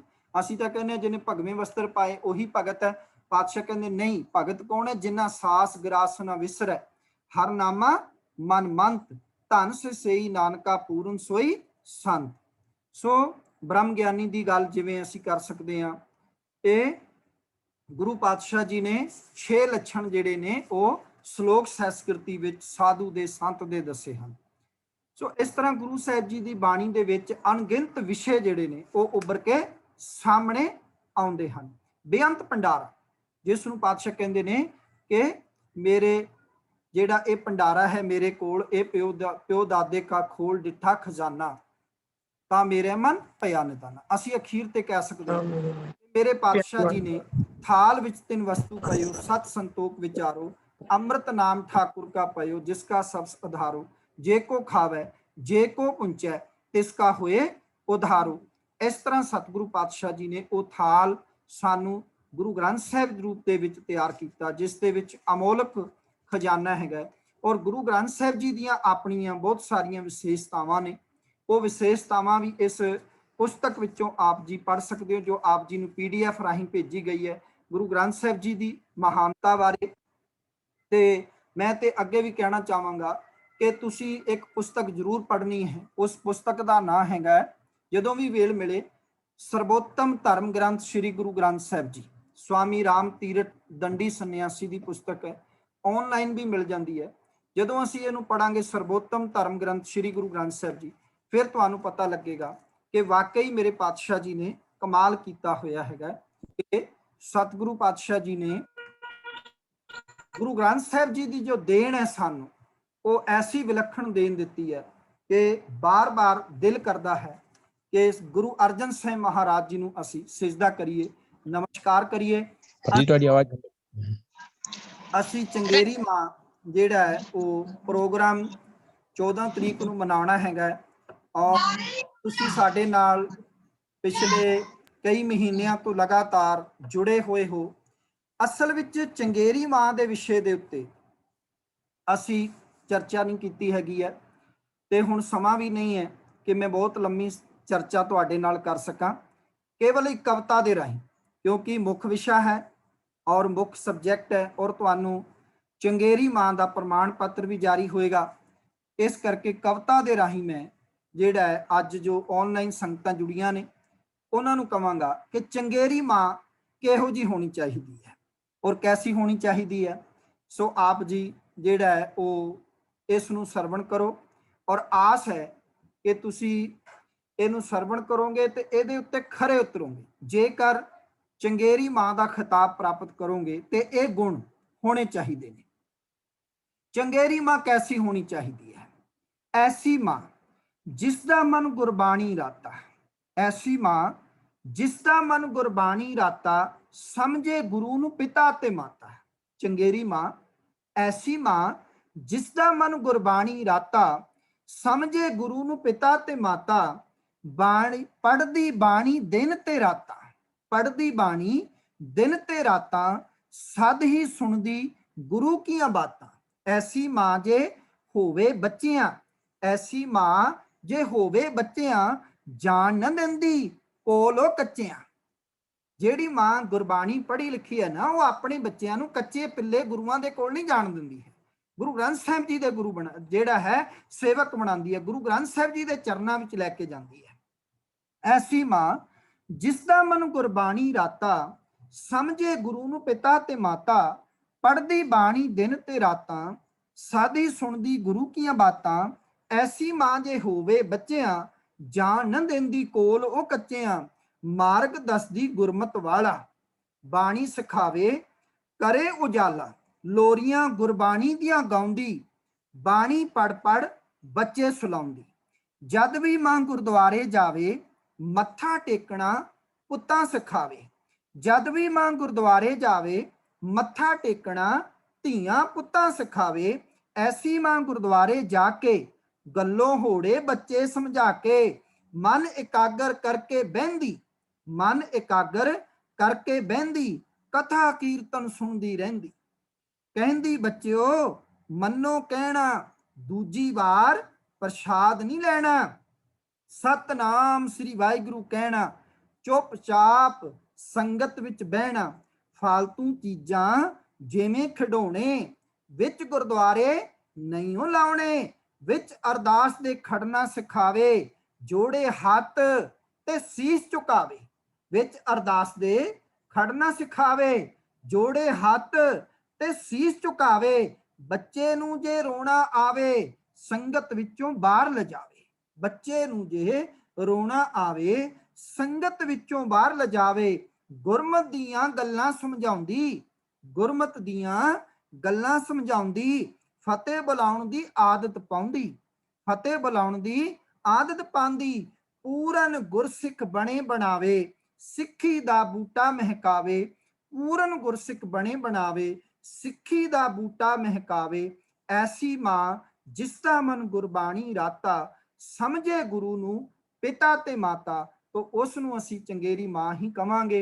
कोशिश करनी है, मैं अपनियां भैणां नूं मावां नूं बेनती करांगा इस कविता दे राहीं कि तुसीं जो इतिहास पढ़िया है, गुरबाणी पढ़ी है, उसनूं अपने जीवन विच वसाना है, अपने बच्चों नूं जिहड़ा है इस पासे लाना है। साडी चढ़दी कला सेवा ट्रस्ट वालों यही मंग है कि गुरबाणी तुसीं आप पढ़ो, अपने बच्चों नूं पढ़ाओ, ताकि लोक सुखीए परलोक सुहेले नानक हर प्रभ आपे मेले। आप सारिਆਂ ਦਾ ਅੱਜ ਦੀ ਵਿਚਾਰ ਦੇ ਵਿੱਚ ਸਾਰਿਆਂ ਦਾ ਤਹਿ ਦਿਲੋਂ ਧੰਨਵਾਦ ਹੈ ਜੀ। ਗੁਰੂ ਅਰਜਨ ਸਾਹਿਬ ਜੀ ਦੀ ਸ਼ਹੀਦੀ ਦੇ ਉੱਤੇ ਵਿਚਾਰ ਚਰਚਾ ਕਰਾਂਗੇ ਜੀ। ਕੱਲ ਦੀ ਅਖੀਰਲੀ ਕਲਾਸ ਹੋਏਗੀ ਪੇਪਰ ਤੋਂ ਪਹਿਲਾਂ, ਤੇ ਸਾਰਿਆਂ ਨੇ ਜਰੂਰ ਇਸ ਕਲਾਸ ਨੂੰ ਅਟੈਂਡ ਕਰਨਾ ਹੈ ਜੀ। ਵਾਹਿਗੁਰੂ ਜੀ ਕਾ ਖਾਲਸਾ, ਵਾਹਿਗੁਰੂ ਜੀ ਕੀ ਫਤਿਹ।